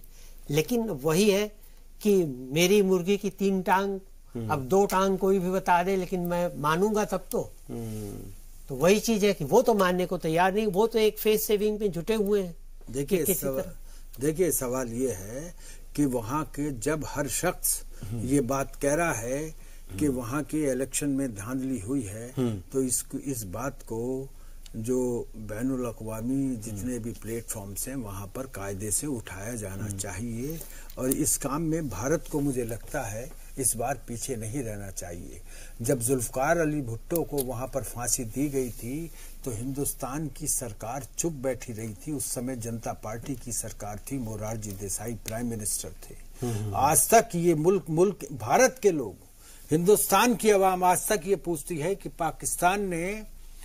पाकिस्तान ने मोरारजी देसाई को अपना सबसे बड़ा एजाज, सिविलियन एजाज क्यों दिया, निशान पाकिस्तान क्यों दिया था? कौन सी खिदमत की थी मोरारजी देसाई ने पाकिस्तान की कि जो उनको इस एजाज से नवाजा गया? आज तक ये सवाल बना हुआ है, इसका कोई भी जवाब नहीं दे पाया। खैर छोड़िए, ये हिंदुस्तान की अपनी अंदरूनी सियासत है। लेकिन जहां तक पाकिस्तान की सियासत का सवाल है, वहां पर हमारे सामने साफ साफ ये बात सामने नजर आ रहा है कि फौज जिस तरीके से मैनिपुलेट कर रही है, before election rigging, after election rigging, it means that जो वहां की जनता की जो आवाज है वो इन इलेक्शन रिजल्ट्स में सही तौर पर उसका वो नुमाया नहीं हो रही है। उसकी लोगों मैनिपुलेटेड है पूरी तरह से, लोगों की नुमाइंदगी की ये आवाज नहीं है। इसीलिए शहबाज शरीफ ने ये बात कहा है कि मैं इन इलेक्शन के नतीजों को खारिज करता हूं। और इसीलिए नहीं तो सर, पाकिस्तान की छवि फिर कैसे बनेगी अगर इंटरनेशनल मार्केट में या इंटरनेशनल बरादरी में ये इलेक्शंस के जो नतीजे आ रहे हैं और वहां पर इस वक्त जो रिएक्शंस आ रहे हैं, जो सूरत हाल है, उसका असर पाकिस्तान की छवि, उसकी छवि पर क्या पड़ेगा? सर, मैं त्रिपाठी सर आपसे समझना चाह रहा हूं इसको। देखिए, इंटरनेशनली पहले तो मैं थोड़ा कपूर साहब की बात से हल्का सा नाइत्तेफाकी रखता हूं। सवाल ये है कि अगर पाकिस्तान में ऐसा हो रहा है तो हम कैसे इंटरनेशनल कम्युनिटी में, हम यूएन में कैसे जाएंगे? अगर यूएन में पाकिस्तान ये कहता है कि ये हमारा अंदरूनी मामला है और इसमें आप कैसे वो कर सकते हैं, ये मानवीय अधिकारों का मामला है साहब। हाँ, ये वो नहीं है मामला। तो हम ये कर सकते, ये मानवीय अधिकारों यूएन में हम सिक्योरिटी काउंसिल वगैरह में नहीं ऑब्वियसली सुनिए, उसमें नहीं जा, यूएनएचआरसी में जा सकते हैं और उससे सबसे यूएनएचआरसी में ही जा सकते हैं और उसमें सबसे ज्यादा ये हो सकता है कि अगर पाकिस्तान के लीडरान पीएमएल या इनके पीपीपी के ये कहें कि ये इसको हम खारिज करते हैं और हमारी इंटरनेशनल कम्युनिटी से दरखास्त है कि वो करे। नहीं, लेकिन अभी अगर शहबाज शरीफ इसे खारिज तो कर चुके, सीधे आकर के वो प्रेस कॉन्फ्रेंस करके कह रहे हैं कि अब हमें इससे मतलब ही नहीं है, हम इलेक्शन के नतीजों को खारिज करते हैं। क्या ये बुनियाद बन सकती है कि इंटरनेशनल सतह पर इसको रखा जाए या फिर उनको ही इंटरनेशनली जाकर के अब अपील करनी पड़ेगी? यही एक वाहिद रास्ता। उनको अपील तो करनी होगी, उससे मजबूती आएगी। नहीं तो कभी कहीं भी फिर आप यही कहेंगे, जैसे मालदीव की बात हुई, ह्यूमन राइट्स का वायलेशन हो रहा है, लेकिन वहां पे सवाल है कि आप हमने नहीं किया था क्या? माफ कीजिए, हमने मालदीव में नहीं किया था कि जब मोहम्मद गयूम की सर राजीव गांधी थे प्रधानमंत्री, हमने 5 घंटे में तख्ते पर वापस बैठा दिया। नहीं, हमने तब भी फैसला किया। लेकिन कपूर साहब उस वक्त उनकी रिक्वेस्ट आई थी, ऑब्वियसली सरकार की, एक चुनी हुई सरकार की, एक इलेक्टेड। नहीं, अभी तो मालदीव में सर हालात बिल्कुल अलग, वो चाइना के पास जा रहा है लेकिन हिंदुस्तान के पास नहीं आ रहा। देखिए चलिए खैर, ये दूसरा मामला। नहीं, ये मामला दूसरा नहीं है। अभी त्रिपाठी जी ने कहा कि पाकिस्तान ह्यूमन राइट्स कमीशन, उसने कहा है, ये बहुत बड़ा पॉइंट, एक बेसिस हो सकता है। बहुत बड़ा पॉइंट है। अब ये तो डिप्लोमेट रहे हैं, मैं तो एक गरीब जर्नलिस्ट हूँ, तो लेकिन इन्हें मुझसे ज्यादा पता है इस मामले में डिप्लोमेटिक चैनल्स कैसे काम करते हैं। ये तो खुद काम करते रहे हैं। लेकिन ये बनता है वाज़े तौर पे, ये मुद्दा बनता है कि पाकिस्तान के इलेक्शन रिग्ड किए गए हैं और हिंदुस्तान जो दुनिया का सबसे बड़ा लोकतंत्र कहा जाता है, उसको ये बात उठानी चाहिए। डिप्लोमेटिक चैनल से कैसे उठाते हैं ये बात विदेश मंत्री देखें, प्रधानमंत्री देखें। लेकिन एक अपॉर्चुनिटी है बेहतर तरीके से कि हम इसको रख सकते हैं, उसको लूज नहीं करना चाहिए। हम अपने पड़ोस में इस राक्षस को जो फौज के तौर पे भारत के खिलाफ लगातार जहर उगलते रहता है, उसको, जबकि वहां की आवाम हिंदुस्तान के साथ बहुत अच्छे ताल्लुकात चाहती है। मैंने कल कहा था कि 2013 के इलेक्शन में सबसे बड़ा मुद्दा यही था कि हिंदुस्तान से ताल्लुकात कैसे दोस्ताना बने, और इसकी बुनियाद पर ही और बिल्कुल उलट है इस बार। पाकिस्तान मुस्लिम लीग नवाज जीत करके आई थी, लेकिन ये नैरेटिव को बदल दिया और बड़े हिसाब से बदला। फौज ने इमरान खान को आगे ला करके, इमरान खान जिसकी शोहरत में हिंदुस्तान बराबर का भागीदार है, भाई इमरान खान को हीरो बनाया किसने? 1992 में पाकिस्तान ने विश्व कप जीता क्रिकेट का, और उसके बाद से वो हीरो बना इमरान खान। वरना इमरान खान की हैसियत जो है वो, क्या आप ये समझते हैं कि वो ये भुट्टो या बेशक, लेकिन सर आज की हकीकत ये है कि वो जो है इस वक्त सबसे बड़ी सियासी शख्सियत जो है बन रहे हैं या फिर बना दिए गए हैं। इट प्रूव्स कि पाकिस्तान की फौज ने किस तरह से ऑपरेट करती है, उसको बनाया है, प्रॉपर किया है, और अपनी जो उसका अपना नैरेटिव है वो इमरान खान। और सर वही वाली बात है कि इससे पहले जो नैरेटिव्स थे वो बदल करके इस बार जो बिल्कुल अपोजिट नैरेटिव है वो हिंदुस्तान के लिहाज से तो कहीं से ठीक नजर नहीं आता है। हम जरा इस पर भी बात करेंगे। एक वक्त छोटे से और ब्रेक का हो चला है, जल्द लौटते हैं।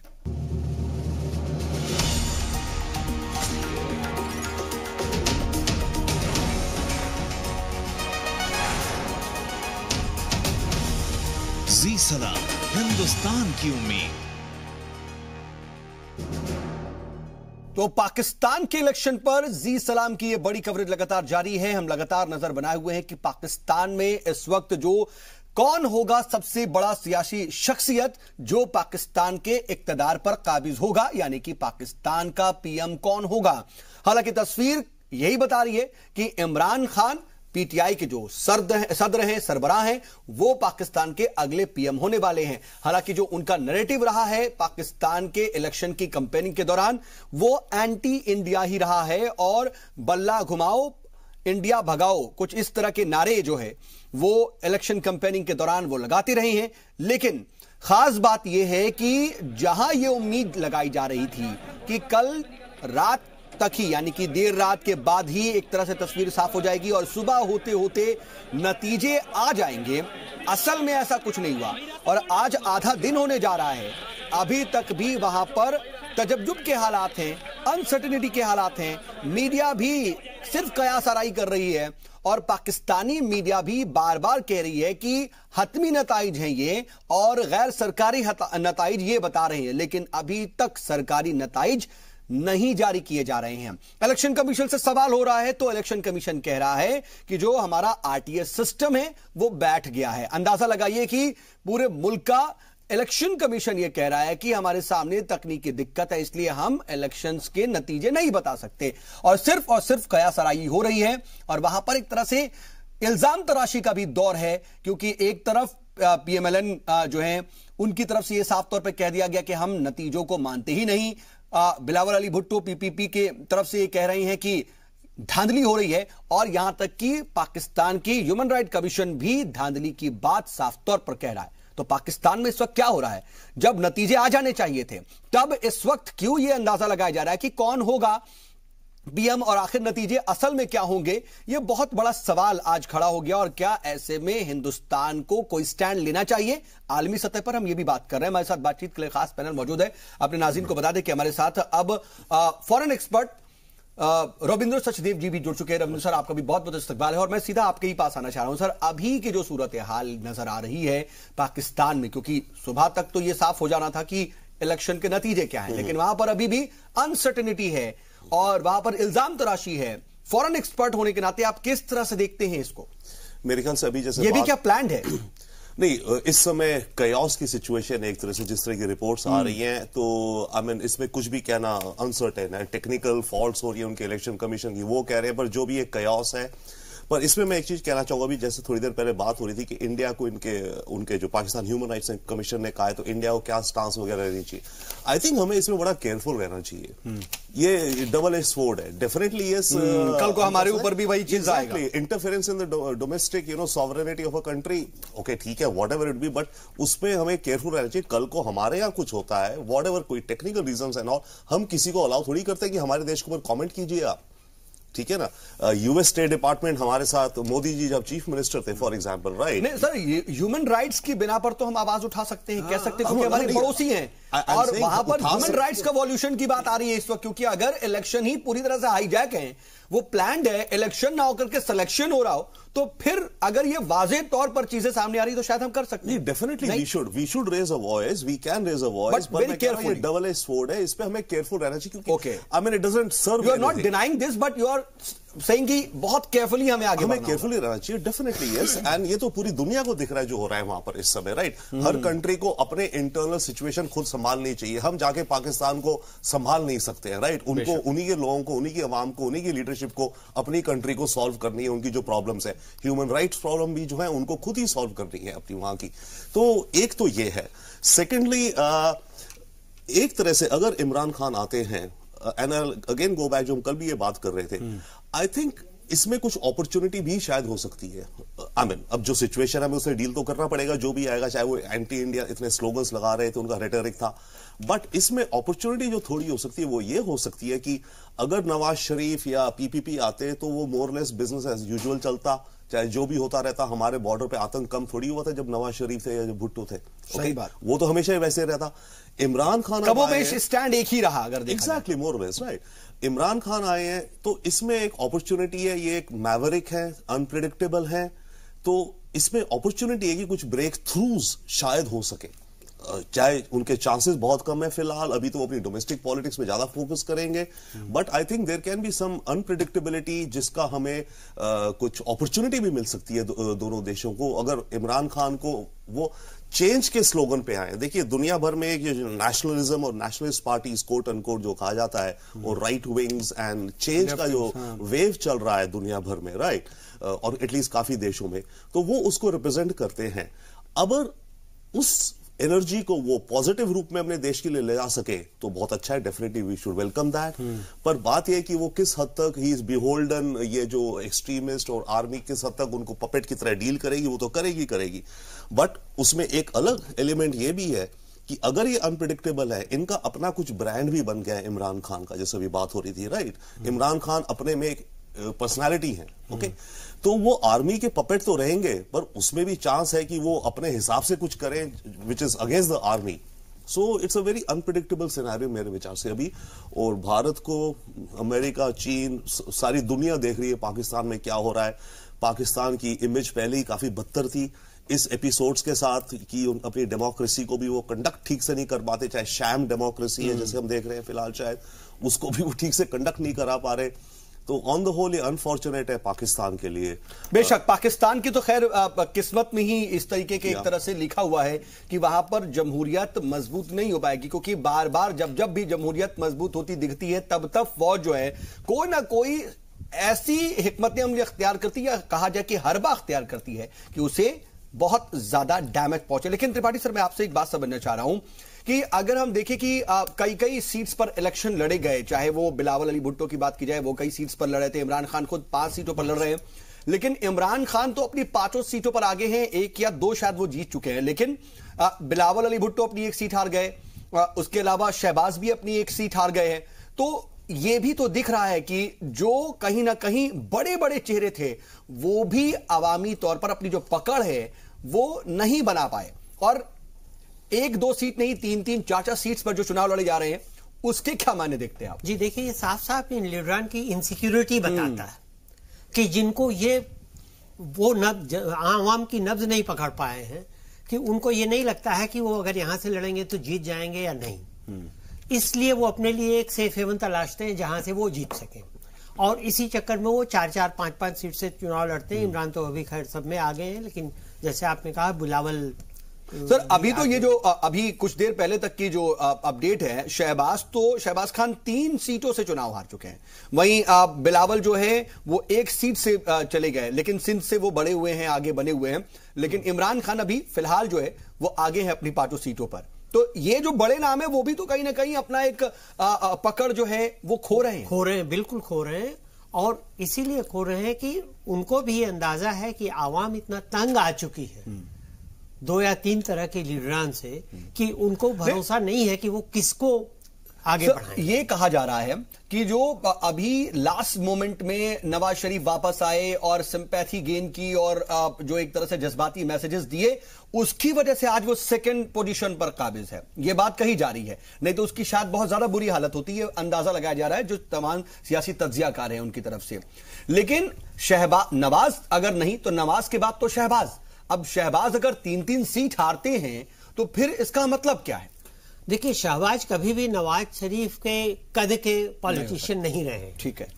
नवाज शरीफ का अपना एक कद है, उनका एक अपना उनकी सोच है। और इस वैक्यूम जो एक वैक्यूम क्रिएट हुआ है पार्टी के अंदर, उसके बाद भी नहीं बना पाए अपनी उसके बाद भी वो नहीं बना पाए हैं। क्योंकि शहबाज जब जितने दिन से हैं वो पंजाब के चीफ मिनिस्टर से ऊपर नहीं बढ़ पाए, नेशनल पॉलिटिक्स में भी नहीं और उनकी इमेज जो है वो नवाज शरीफ के भाई से ज्यादा नहीं हो पाई। हाँ, रीजनल ही। ठीक है सर, आप क्या कहना चाहेंगे सर कपूर साहब की इसको किस तरह से देखें? जो ये है एक कई सीट पर चुनाव लड़ना या फिर बिलावल का हार जाना, शहबाज का हार जाना, आप कैसे देखते हैं? ये दोनों पहलू हैं इनका हार जाने का।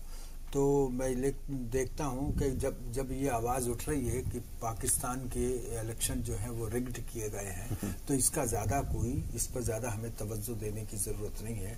सवाल ये है कि शहबाज शरीफ मतलब इनको भी बकायदा हराया गया होगा जानबूझकर, ऐसा लग सकता है। लेकिन पॉलिटिशियंस का कई कॉन्स्टिट्यूंसी से चुनाव लड़ना सिर्फ इनसिक्योरिटी ही नहीं होती है। इसका दूसरा पहलू ये है कि वो पॉलिटिशियन जो मरकजी तौर पे ये दिखाना चाहता, साबित करना चाहता है कि वो अपने मुल्क के चारों कोनों में या हर तरफ उसकी मकबूलियत है, वो भी ऐसा कदम उठाता है। तो सर ये भी तो हो गया कि 2-वे शॉट है, अगर जीत गए तो वो साबित कर देगा, नहीं जीते तो फिर नाकामी भी हो रही है। ऑब्वियसली शेख मुजीबुर रहमान बांग्लादेश में जब चुनाव हुए तो वो भी 3 सीटों से लड़े थे। He was the father of the nation. क्यों लड़े थे? सिर्फ ये कि ये ना पता लगे कि ये किसी एक जाति, एक तबके, एक क्षेत्र, एक इलाके, एक इदारे में ही मकबूल हैं। वो पूरे हिंदुस्तान, पूरे बांग्लादेश का लीडर है। इससे ये भी सिद्ध किया जाता है। और हिंदुस्तान में ऐसे ऐसे लीडरान हुए हैं हमारे यहाँ। तो अब ये हो गया है कि अपनी कॉन्स्टिट्यूंसी को कैटर कीजिए साहब। एमपी का काम ये नहीं होता कॉन्स्टिट्यूंसी को कैटर करना। आचार्य कृपलानी जैसा लीडर हुआ है जो कहीं से भी खड़ा हो जाता था। हाँ। कभी बंबई से खड़ा हो गया, कभी मुरादाबाद से खड़ा हो गया। पीलू मोदी जैसा लीडर हुआ है। बहुत सारे लीडर हुए हैं। हम मतलब ये जो खाली जो है वो हम इस बात की तवक्को ही कर सकते हैं कि हिंदुस्तान में ऐसे लीडरान दोबारा भी पैदा हों। वो नस्ल जो है लीडरों की वो दोबारा से हिंदुस्तान में काबिज हो, हम ये कर सकते हैं। शरद यादव है जैसे कहीं से भी खड़ा हो जाता है। शरद यादव अपना जनता दल का लीडर, कभी मध्य प्रदेश से, कभी उत्तर प्रदेश से, कभी बिहार से। तो ये बात नहीं होती है, दोनों ही बातें होती हैं। इनसिक्योरिटी भी होती है। ठीक है, ये बात तो होगी, लेकिन हम जरा इस पर भी बात करना चाह रहे हैं कि ठीक है ये जनरल इलेक्शंस है, लेकिन साथ ही असेंबली इलेक्शंस भी हुए और उसके भी नतीजे आने हैं। अगर हम सूबाई सतह पर देखें तो पंजाब में पीएमएलएन जो है वो सबसे ज्यादा 131 पर बढ़त नजर आ रही है कुछ वक्त तक पहले तक जो ताजा अपडेट है। या पीटीआई की बात करें तो 112 पर आगे है। हम सूबाई सतह पर जब इसको देखते हैं तो जनरल इलेक्शंस पर कितना असर डाल रहा है और इनके नतीजे किस तरीके से जनरल इलेक्शंस के नतीजों को इफेक्ट करेंगे? देखिए, पाकिस्तान के बारे में, सिर्फ Pakistan is the 62% of Punjab. तो इसलिए इमरान खान को पंजाब में काबिज करना फौज के लिए बहुत जरूरी है। पीएमएलएन जो उसका गढ़ माना जाता है पंजाब, वहां पे इमरान खान की पार्टी के उसके असेंबली के इलेक्शंस में अगर 121 बता रहे हैं आप, 122 सीटें आती हैं। हाँ, जो इतनी जो पीएमएल के थोड़ा आगे पीछे रहती है, तो इससे साफ पता लगता है कि वहां पर वरना इमरान खान की पाकिस्तान में मकबूलियत क्या हो सकती है जब उनकी पार्टी की सरकार खैबर पख्तूनख्वा में पूरी तरीके से नाकाम रही है वहां पर शासन देने पे, वहां पर हुकूमत में। तो इसके बावजूद ऐसा नैरेटिव पाकिस्तान में पैदा किया जा रहा है कि इमरान खान जो है वो नया मकबूल लीडर है, एक बल्लेबाज जो है वो सियासत का दांवदार आदमी बन गया। ये जो पैदा की जा रही है कोशिश फौज की तरफ से, ये पाकिस्तान का मुस्तकबिल लोकतंत्र की तरफ या जमहूरियत की तरफ नहीं ले जाता है। ये पाकिस्तान का मुस्तकबिल फौज की गिरफ्त में रहने की तरफ ही ले जाता है। इससे उबरने के लिए वहां पर आप देखिए ना भाई, वहां पीपीपी या पाकिस्तान पीपल्स पार्टी, उसका नैरेटिव क्या रहता है? उसका नैरेटिव रहता है कि दमादम मस्त कलंदर अली दमदम के अंदर, और बेनजीर भुट्टो ये साफ कहती थी कि जब ये लोग कहेंगे तो ये सारे दहशतगर्द भागेंगे, ये सारे कट्टरपंथी भागेंगे और पीपीपी को अपनी हिमायत, पीपीपी की हिमायत करेंगे। तो ये इस तरीके की ताकतें जब तक पाकिस्तान के अंदर जो है वो मजबूत नहीं होंगी, तब तक हिंदुस्तान से हम पाकिस्तान के अच्छे ताल्लुकात की तवक्को नहीं रख सकते, चूंकि पाकिस्तान के वजूद को वो सिर्फ हिंदुस्तान की मुखालफत पर कायम रखना चाहते हैं, जो कि वाज़ेह नहीं है। और इसकी वजह यह है कि, और त्रिपाठी जी को पता होगा कि जब पाकिस्तान बना तो first ambassador of Pakistan in India was an Indian. जो पाकिस्तान का पहला एम्बेसडर था वो भारत का था, भारत का नागरिक था, मुसलमान था बेशक, लेकिन वो भारतीय था। और ये दोनों तरफ से ये कोशिश उस समय हुई थी, हालांकि मजहब की बुनियाद पे पाकिस्तान बन गया था, लेकिन ये कोशिश हुई थी कि दोनों मुल्कों में ऐसे ताल्लुकात रहे जैसे अमेरिका और कनाडा में जी। ये बहुत जबरदस्त कोशिश हुई थी, लेकिन इस कोशिश को किसने नाकाम किया? इस कोशिश को नाकाम किया जनरल अय्यूब ने। किसने पहली लड़ाई की हिंदुस्तान से? पहली लड़ाई हुई 1965 में। उस लड़ाई की वजह क्या थी? बेवजह लड़ाई थी। अमेरिका की पीठ पर बैठ करके पाकिस्तान ने जिस तरीके से हिंदुस्तान के खिलाफ 1965 में लड़ाई लड़ी थी, उसने हिंदुस्तान की इकोनॉमी को चौपट कर दिया था। 1990 में हम कहते हैं कि हमारे पास 2 महीने का या 1 महीने का फॉरेन एक्सचेंज नहीं था। लाल बहादुर शास्त्री ने जब गद्दी छोड़ी, हिंदुस्तान के पास 2 हफ्ते का फॉरेन एक्सचेंज रिजर्व नहीं था। हिंदुस्तान की इकोनॉमी तबाह हो गई थी। हम बेशक भूल गए शास्त्री जी की मृत्यु में, हमने जय जवान जय किसान जैसा उन्होंने नारा दिया, लेकिन हमें देखा कि उस लड़ाई के जो नताइज निकला उससे हिंदुस्तान की इकोनॉमी तहस नहस हो गई थी। और यही वजह थी कि इंदिरा गांधी को गद्दी पर बैठते ही इंडियन रूपी को डिवैल्यू करना पड़ा था पहली बार। ये छोटी मोटी वजह नहीं थी।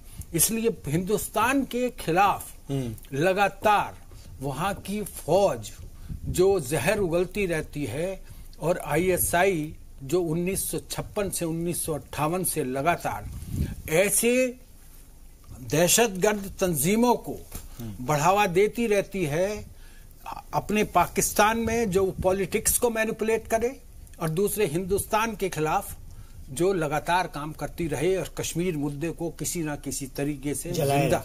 चलिए, लेकिन इन सब के बीच सर अगर कमोबेश तौर पर मोटी मोटी तस्वीर देखने की कोशिश करें, भले ही वहां पर एक कियोस्क की स्थिति हो और वहां पर अनसर्टेनिटी अभी नजर आ रही हो, नतीजे नहीं साफ हो रहे हो, लेकिन फिर भी जो तस्वीर बन रही है वो यही बन रही है कि वही हुआ जो पाकिस्तान की फौज चाहती थी। एक छोटा सा और ब्रेक ले रहे हैं, फौरन हाजिर होते हैं।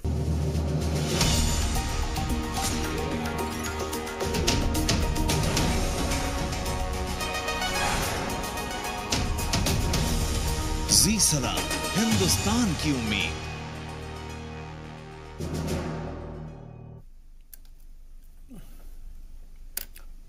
तो पाकिस्तान की सियासी तस्वीर पर लगातार हमारी कवरेज बनी हुई है। हमारे साथ बातचीत के लिए लगातार खास पैनल स्टूडियो में मौजूद है और हमारे साथ पॉलिटिकल एनालिस्ट अजय उपाध्याय साहब भी जुड़ चुके हैं स्टूडियो में। डॉक्टर अजय, आपका भी बहुत बहुत इस्तकबाल जी सलाम। और सर, मैं आप ही के पास आना चाह रहा हूं। पाकिस्तान में जो तस्वीर इस वक्त नजर आ रही है, एक तो ये कि इमरान खान की पार्टी सबसे बड़ी पार्टी बनकर उभर रही है, वो नए पीएम हो सकते हैं। लेकिन साथ ही यह तस्वीर भी कि अभी तक नतीजों का ऐलान हो जाना चाहिए था, लेकिन अब तक भी वहां पर एक कियोस के एक अनसर्टेनिटी का जो माहौल है वो क्या जाहिर करता है? सर, दोनों तस्वीरों पर आप किस तरह से देखते हैं किस तस्वीरों को? हालांकि चुनाव आयोग का भी वहां पे रिएक्शन आ रहा है कि कुछ तकनीकी गड़बड़ियों के कारण इतना डिले हो रहा है, लेकिन सच्चाई इसके नेपथ्य में भी कुछ है। जिस तरह से शाहबाज वहां के जो पीएलएम के जो अध्यक्ष थे और उन्होंने जिस तरह के आरोप प्रत्यारोप लगाए हैं और जैसे अभी तक रिजल्ट परिणाम दिख रहे हैं, बिलावल भुट्टो का हारना या फिर खुद शाहबाज का हारना और भी कई वहां के तालुकों में जिस तरह के रिपोर्ट हैं, अभी 43% का मात्र काउंटिंग कई जगह पे दिखा रहे हैं, पंजाब में 41% अभी हुआ है।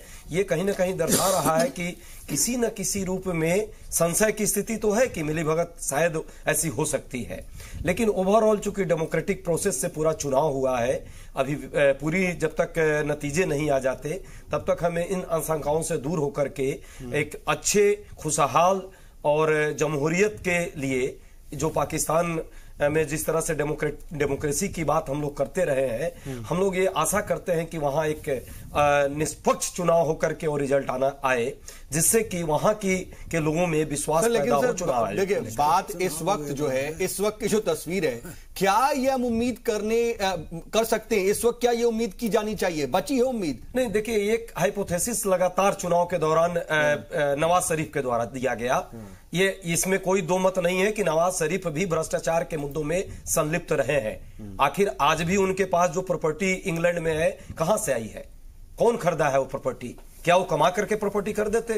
तो जब करप्शन में नेता फंसते हैं तो कहीं ना कहीं बहुत सारे इल्जाम भी लगाते हैं, इसलिए नवाज शरीफ के इल्जाम को हम वहां की जनता के आवाज को हम नहीं मान सकते, और जनता की आवाज दिख रही है। यदि इमरान खान को इतना बहुमत मिला है तो कहीं ना कहीं आप देखिए पूरे खानदान के खानदान वहां ध्वस्त हो गए, बिलावल भुट्टो ध्वस्त हो गए, शाहबाज हुसैन, मरियम उनकी बेटी वो लड़ना चाहती थी, नहीं लड़ पाई, शाहबाज हुसैन। लेकिन यहां तक डॉक्टर उपाध्याय, आप जो बात कह रहे हैं उससे जो है वो राकेश कपूर सर जो है वो इत्तेफाक नहीं रख रहे। ठीक है, उनका रिएक्शन विचार है, कोई जरूरी नहीं है उनके विचार से पूरा देश पाकिस्तान इत्तेफाक रखता है। एक बात मैं सिर्फ खत्म करना चाहता हूँ, एक बात रख के, एक बड़ा सा माहौल बनाया गया था।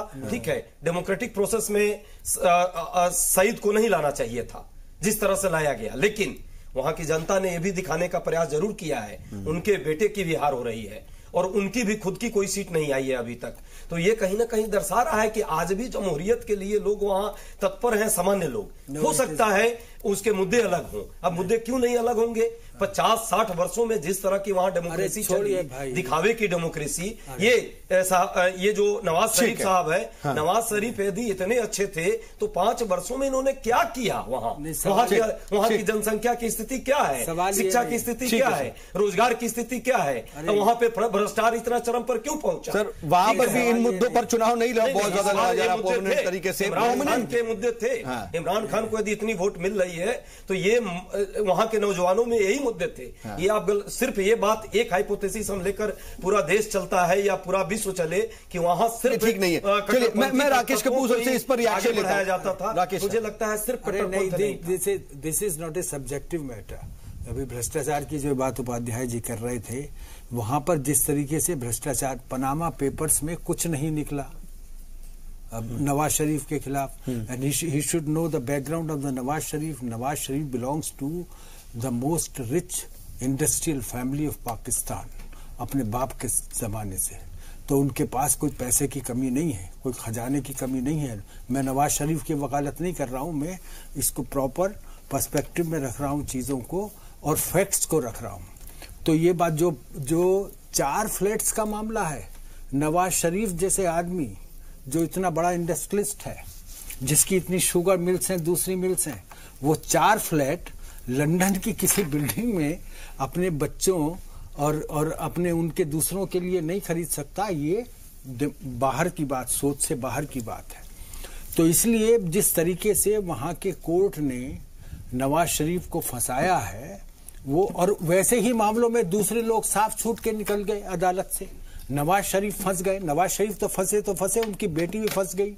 वहां पर कोई ये जो खानदानी राज पाकिस्तान, बेशक पाकिस्तान की जो सोसाइटी है वो सेमी फ्यूडल सोसाइटी है, लेकिन वहां पर इस तरीके की बातें नहीं चलती हैं कि आप ये कह लें कि साहब ये परिवारवाद या इस तरीके की ऐसी चीजें। तो वहां जो परिवारवाद है वो खास वजह से है। आप बता दीजिए पीपीपी में कोई दूसरा लीडर जो जिसकी आवाज में इतनी दम हो कि वहां के लोग उस पर यकीन करें। नवाज शरीफ को कोई खानदानी पॉलिटिशियन तो है नहीं, उसका कोई खानदान तो चल नहीं रहा है। जो उसकी बेटी मरियम नवाज जो आना चाहती थी पॉलिटिक्स में और लोग उसको पसंद कर रहे थे, तो उसको भी आपने जेल में डाल दिया। ठीक है सर। तो ये अलग बात हकीकत के खिलाफ है कि ये इमरान खान जो है वो अचानक सितारा उभर करके आ गया। इनको शायद प्रोपेगेट किया गया, वो बात नहीं मालूम है। सपोर्ट तो है उपाध्याय जी को यूथ में। इमरान खान 1996 में पैदा हुई पार्टी इमरान खान की जो हर जगह हारी बाकी के इलेक्शंस में, और उस पार्टी के अंदर 2013 के बाद से जिस तरीके से फौज ने बड़े बड़े लीडरों की भर्ती कराई, पीएमएलएन को तोड़ा और दूसरे दहशतगर्द तंजीमों का उसको समर्थन मिला, उसका समर्थन अगर कोई हिंदुस्तान का पॉलिटिकल एनालिस्ट करता है तो वो मेरे सोच से बाहर की। आपका व्यक्तिगत। ठीक है सर मैं इस पर नहीं, जरा मैं कुछ और सर, मैं डिबेट जो है मैं दूसरी तरफ मोड़ना चाह रहा हूं सर। ठीक है, इमरान खान और नवाज शरीफ का बैकग्राउंड क्या रहा है, मैं उस पर ना जाकर के सर कुछ और आगे बढ़ते हैं। उपाध्याय सर मैं रोक रहा हूं सर, मैं जरा थोड़ा आगे बढ़ रहा हूं, और त्रिपाठी सर मैं आपके पास भी आऊंगा, लेकिन पहले मैं सचदेव सर आपसे कुछ एक समझना चाह रहा हूं। बात यह कही जा रही है कि वही हुआ जो पाकिस्तानी फौज चाहती थी, और एक तरीके से यह भी बात कही जा रही है, एक तज्जियाकार जो है वो यही बता रहे हैं कि फौज भी ये चाहती थी कि इमरान खान जो है वो इक्तिदार के करीब तो रहे, मेजॉरिटी के करीब रहे, लेकिन मेजॉरिटी हासिल ना करे, क्योंकि तभी वो कमजोर होंगे। अगर फुल मेजॉरिटी होती तो फिर उसकी पकड़ कमजोर होती। एक बात तो ये कि जो फौज चाहती थी वही हो रहा है, लेकिन अगर हम इसको एक दूसरे इंडियन पर्सपेक्टिव में देखें तो यह भी होता है कि चाहे वो पीएमएलएन हो या पीपीपी, अभी तक जो पार्टियां इख्तिदार में थी दोनों ही बायलैटरल बातचीत के लिए एक तरीके से कोशा भी थी, और उनका नरेटिव ये होता था। अब जब अगर पीटीआई आती है तो एक नया तजर्बा, एक नया एक्सपीरियंस होगा हिंदुस्तान के लिए, और उसका मौकिफ क्या होता है ये समझना, उसके हिसाब से डील करना। तो डीलिंग जो है एक नए तरीके से होगी। ये किस तरह से असर डालेगा दोनों ही ममालिक के रिश्ते पर? नो डेफिनेटली, जैसे हम बार बार कह रहे हैं कि अगर ये दोनों पार्टीज आती, नवाज शरीफ साहब की या भुट्टो साहब की जो भी आती, तो more less business as usual चलता रहता, चल रहा है। ऊंच नीच हमारी जो 60 साल से होता आया वही होता रहता, 20-25 साल से चल रहा है, उसी लेवल पे चल रही होती बात। अब इमरान खान जो आए हैं, और आपने बड़ा सही पॉइंट कहा भी, जो कि अगर इमरान क्लियर मेजॉरिटी में अपने आप आ जाते हैं, चाहे कि उन्हें मिलिट्री ने बैक किया होता, तो उनकी स्ट्रेंथ और ज्यादा हो जाती। बट अभी अगर वो कोएलिशन सिचुएशन में पीछे से पपेटेरिंग चलेगी ज्यादा, तो इतना ज्यादा अपने को इंडिपेंडेंट नहीं कर पाएंगे। बट आई थिंक भारत के पर्सपेक्टिव से एक तो ऑब्वियसली इमरान खान का जो रेटरिक है बहुत ही एंटी इंडिया रहा है, but we can understand leaders बहुत बार इलेक्शंस में जो रेटरिक करते हैं, जब लीडरशिप पोजीशन में आते हैं तो वो उसको बैलेंस करना पड़ता है उन्हें। वन सेकंड, इमरान खान के पास एक एडवांटेज भी है एक तरह से, जो अभी बात हो रही थी हमारी, कि वो नए हैं, पहली बार आ रहे हैं वो, और उनका अपना पर्सनल ब्रांड और पर्सनल उनकी इमेज है, वो एक पर्सनालिटी है उभर के। जैसे ट्रंप है, अगेन मैं एग्जांपल देता हूं, अमेरिका में जो भी हुआ, ट्रंप अमेरिकन गवर्नमेंट का कुछ नहीं है, किसी कांग्रेस का कुछ नहीं, केवल ट्रंप चल रहे हैं इंडिविजुअल।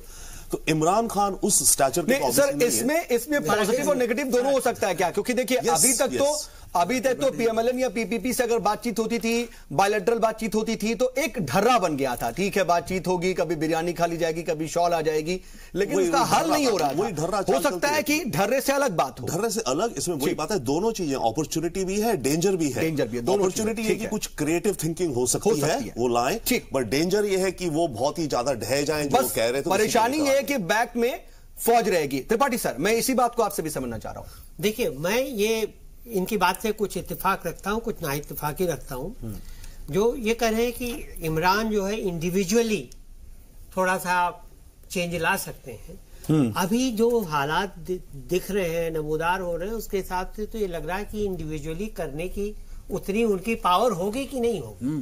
क्योंकि ट्रंप जो है, ट्रंप के साथ हम कंपेयर नहीं कर सकते, राजीव गांधी के साथ कंपेयर नहीं कर सकते, क्योंकि उनके पीछे मिलिट्री की बंदूक नहीं थी या मिलिट्री की बैसाखी नहीं थी। ये पर्सनालिटी देखिए साहब, इमरान की जो पर्सनालिटी है, मैवरिक है, कुछ भी कभी कहते रहते हैं। इमरान ने which is where I'm comparing him with Trump. Imran ने शुरुआत में आप 1990s में देखिए, 1990s में जब इमरान अपनी टीम लेकर के आए थे और पाकिस्तान की टीम भारत के खिलाफ सीरीज जीती थी, तो इमरान ने बल्ला उठाते हुए कहा था कि जैसे हम अभी पाकिस्तान से, हम भारत से हमने सीरीज ली, ऐसे ही कश्मीर ले लेंगे। वो तो sir, I mean that's fair enough, वो तो। अच्छा, दूसरी एक चीज मैं कहना चाहता हूँ कि जैसे उपाध्याय जी की बात पे मैं थोड़ा सा वो करना चाहता हूँ। देखिए, करप्शन ठीक है, नवाज शरीफ करप्ट होंगे, मैं ये नहीं कहता कि दूध के धोए हैं, मैं ये नहीं कहता कि जरदारी दूध के धोए हैं, वो तो जग जाहिर है। लेकिन जब उन पे करप्शन के चार्जेस जिस हिसाब से लगाए गए, जिस हिसाब से फ्रेम किए गए, वो पार्शियलिटी दिखाता है। जब सुप्रीम कोर्ट ने JIT बनाई, ज्वाइंट इन्वेस्टिगेशन टीम, जिसमें 2 ब्रिगेडियर हैं, 3, तो शुरू में ये लग गया कि हाँ, इसमें इनके खिलाफ कुछ बात जाएगी। और दूसरी चीज मैं ये कहना चाहता हूँ कि जैसा कि उपाध्याय जी ने कहा, ऐसा नहीं है कि सिर्फ खिसियानी बिल्ली खंभा नोचे वाली बात है कि अगर हार रहे शहबाज या नवाज की पार्टी तो इलेक्शन को वो कर रहे हैं। ये human rights commission of Pakistan ने भी कहा है कि इसमें धांधली हुई। ठीक है सर, लेकिन मैं इससे इतर भाई आपसे समझना चाह रहा हूं कि अगर आप इससे पहले PPP हो, PMLN हो, बायलैटरल बातचीत जो है वो करने की हिमायत में रहती थी, PTI का मौकफ क्या होगा? ये बहुत बड़ा क्या सवाल नहीं होगा? हिंदुस्तान इसी को देखेगा नहीं, एक नया तजर्बा होगा कि उसके साथ बातचीत कैसे बढ़ाई जाए, नए इक़्तिदार में अगर ये गवर्नमेंट आती है तो किस तरह से शुरुआत हो, डील कैसे हो, क्या ये फायदा पहुंचाएगी रिश्तों को या फिर नुकसान पहुंचाएगी? देखिए, PTI की गवर्नमेंट एक चीज कर सकती है जो कि नॉन कंट्रोवर्शियली शुरुआत करने की है कि CBMs, कॉन्फिडेंस बिल्डिंग मेजर्स, जिसमें कि कोई मिलिट्री का वो नहीं कि ठीक है आप इधर से उधर टीम ले आए, कोई डेलीगेशंस ले आए, जो कि पॉलिटिक्स से अलग वो शुरुआत कर सकती है। बाद में अगर इमरान ताकतवर हो जाते हैं तो हो सकता है वो फिर आगे आने वाले मामलों में भी सीरियसली आगे आए। लेकिन ये अभी बड़ा ही फ्लूइड सिचुएशन। इसमें एक स्पेसिफिक क्विक पॉइंट, इसमें एक बड़ा स्पेसिफिक फैक्टर है, अगले 3 महीने जो होने जा रहे हैं पाकिस्तान के लिए बहुत क्रूशियल है। PTI अगर इमरान लीडरशिप लेते हैं को बहुत सीरियस और क्लियर कट डिसीजंस लेने पड़ेंगे, मेजर, इंडिया के बिना।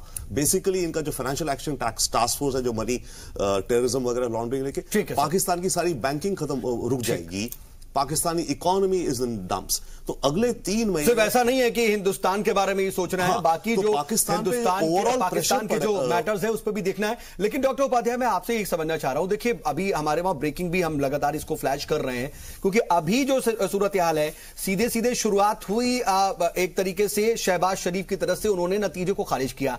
अब एक तरीके से सभी जो तमाम सियासी जमातें हैं धांधली का इल्जाम लगा रही हैं, नतीजों को खारिज कर रही हैं, इसको किस तरह से देख रहे हैं आप? देखिए, पाकिस्तान की जो ओवरऑल जो वहां की जो डेमोक्रेसी की जो सिस्टम रही और अभी तक के जो चुनावों का एनालिसिस आप करें तो पाएंगे निश्चित तौर पे कहीं ना कहीं बीच बीच में वो शंकाएं और संदेह तो रहती है। और इस चुनाव को लेकर भी शुरू से ही रहे बहुत सारे मुद्दे थे उसमें। जिस तरह से अभी सुबह तक तो तस्वीर साफ हो जानी थी और ये बात भी कही गई थी कि देर रात तक तो तस्वीर आ जाएगी और सुबह जो है क्लियर रिजल्ट आ जाएंगे, लेकिन आज तो आधा दिन गुजर गया। जितने वोटिंग का जो पैटर्न था और जितने लोगों को वो होना चाहिए था परिणाम जितना जल्दी, वो नहीं हो पाया। उसके अलावा एक और उसमें ऑप्शन आ रहे हैं, 45 जो एक फॉर्म है, जिस फॉर्म के तहत लोगों को चुनाव जीत करके जब जीतते हैं तो उस पर सिग्नेचर करके दिए जाते हैं, कोरे कागजों पर सिग्नेचर हो रहे हैं चुनाव आयोग के। तो ये सारी चीजें हैं, इफ एंड बट बहुत सारे हैं। लेकिन अब जो ऑप्शन है देखना ये सूरत हाल जो है वो पैदा की जा रही है या फिर संभाल नहीं पा रही इलेक्शन कमीशन इस चीज को, क्योंकि वो कह भी रही है कि RTI सिस्टम बैठ गया। क्या सर ये भी गले उतरने वाली बात है कि टेक्निकल तौर पर सिस्टम बैठ गया और कई घंटे से अभी तक ठीक ही नहीं हो रहा है, सुबह से अब तक नहीं ठीक कर पाई? देखिए, ये जब तक शाम तक जब तक पूरे रिजल्ट की सही चीजें तस्वीर दिखती नहीं है तब तक ये आज हम आकलन लगा सकते हैं। सच्चाई ये है कि कई बार बड़े सिस्टम में वहां की भी जो इंटरनल व्यवस्था है वो चुनाव आयोग हो सकता है किसी कारण से नहीं संभाल पा रहा हो। लेकिन एक बात है, संदेह है, और बड़ी पार्टियां दोनों ने यदि संदेह व्यक्त किया है तो उसमें कहीं ना कहीं उस पर भी ध्यान देने की जरूरत है। जो सबसे महत्वपूर्ण बात है, अभी आपने कहा PTI आएगी तो उसका क्या रिजल्ट होगा। मुझे लगता है आज जरूर हम बहुत सारे हाइपोथेसिस यहां क्रिएट कर रहे हैं। मेरा व्यक्तिगत मानना है कि PTI का आना पाकिस्तान में हो सकता है फिलहाल हमें अच्छा ना लग रहा हो, एक पूरे मजमा जो है पूरा देश का, अखबार से लेकर बुद्धिजीवी वर्ग, ये पैदा कर दिया है कि एकदम अगेंस्ट भारत के होगा। अभी तक कौन सा समर्थन में हो रहा था? आज तो बातचीत बंद है पाकिस्तान से। नवाज शरीफ के रहते हुए या इसके पहले के जितने हुक्मरान रहे, क्या रिजल्ट आया? कम से कम जो आ रहा है, ठीक है, बिना सेना के बैकअप का तो कोई आजकल नहीं। वैसे सर त्रिपाठी सर अभी कह भी रहे थे कि इलेक्शन के मतलब सरकार के बाहर इल्जाम तराशी करना और फिर इलेक्शन में कैंपेनिंग करना, एंटी इंडिया कैंपेनिंग करना अलग होता है, लेकिन जब आप गवरनेमेंट के अंदर आते हैं तो चीजें बदल जाती हैं। सरकार का उदाहरण देख सकते हैं, मोदी सरकार जब आई थी, आने के पहले, चुनाव के पहले क्या क्या प्रचार, इसी पॉइंट पर क्या हुआ, डिबेट का फाइनल कमेंट लेना चाह रहा हूं कपूर सर मैं आपसे, क्योंकि वक्त कम है। मैं सर फाइनल कमेंट आपसे आखिर में। भाई ये हिंदुस्तान की डेमोक्रेसी से कंपेयर मत कीजिए। हिंदुस्तान के प्राइम मिनिस्टर से पाकिस्तान के प्राइम मिनिस्टर को कंपेयर मत कीजिए।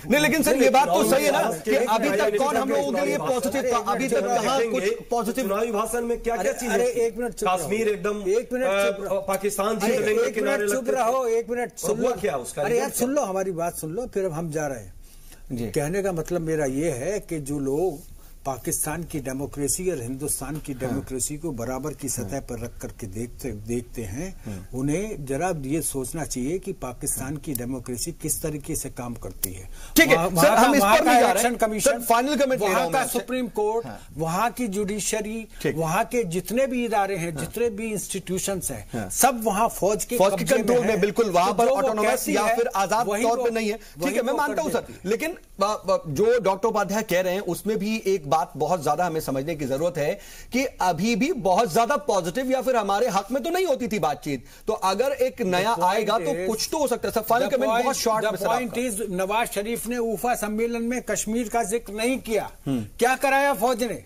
वहां से पीछे हटवा दिया, हटवा दिया। ठीक तो है, हमें ये देखना चाहिए। अरे भाई, हिंदुस्तान से शिमला पैक किसने किया था? जुल्फकार अली भुट्टो ने किया था। और कब किया था? जब उसको हमने शिकस्त दे दी थी, जब पाकिस्तान की 1 लाख फौज ने हमारे पैरों पर सिर रख करके जो हमसे अपनी जान की अमनो अमान की दरख्वास्त ठीक है। लेकिन तो सर असल में जो पाकिस्तान बात ध्यान में रखनी चाहिए कि वहां अगर कुछ हिंदुस्तान के साथ ताल्लुकात बेहतर बनाने की कोई भी कोशिश कर सकता है तो वहां की जमहूरी सरकार ही कर सकती है। और वो जमहूरी सरकार ऐसी होनी चाहिए जिसके अख्तियारात, क्लियर नॉट मेजोरिटी, जिसके अख्तियारात वो अपने अख्तियार का इस्तेमाल कर सके। सर हम बस लेकिन ये उम्मीद ही कर सकते हैं क्योंकि ऐसा होता तो इस बार भी नहीं दिख रहा है। ठीक है सर, आप सभी मेहमान हमारे साथ जुड़े और बातचीत में शामिल हुए, इसके लिए आपका बहुत बहुत शुक्रिया। देखिए वही बात है कि जो पाकिस्तान की असल फितरत है दरअसल वही नजर आ रहा है, वहां पर तस्वीर भी वैसी ही बनती नजर आ रही है कि छोड़ा न रश्कने कि तेरे घर का नाम लूं और हर एक से पूछता हूं कि जाऊं किधर को मैं। ये हालत है पाकिस्तान में। चलिए कि फिर भूल गया कि फिर भूल गया बेखुदी में राहे कुए यार जाता अगर ना एक दिन अपनी खबर को मैं। ये हिंदुस्तान है। इसी नोट पर इस बातचीत का इख्तिताम। जी सलाम पर जुड़ने के लिए आपका बहुत बहुत शुक्रिया। बनी रहिए हमारे साथ।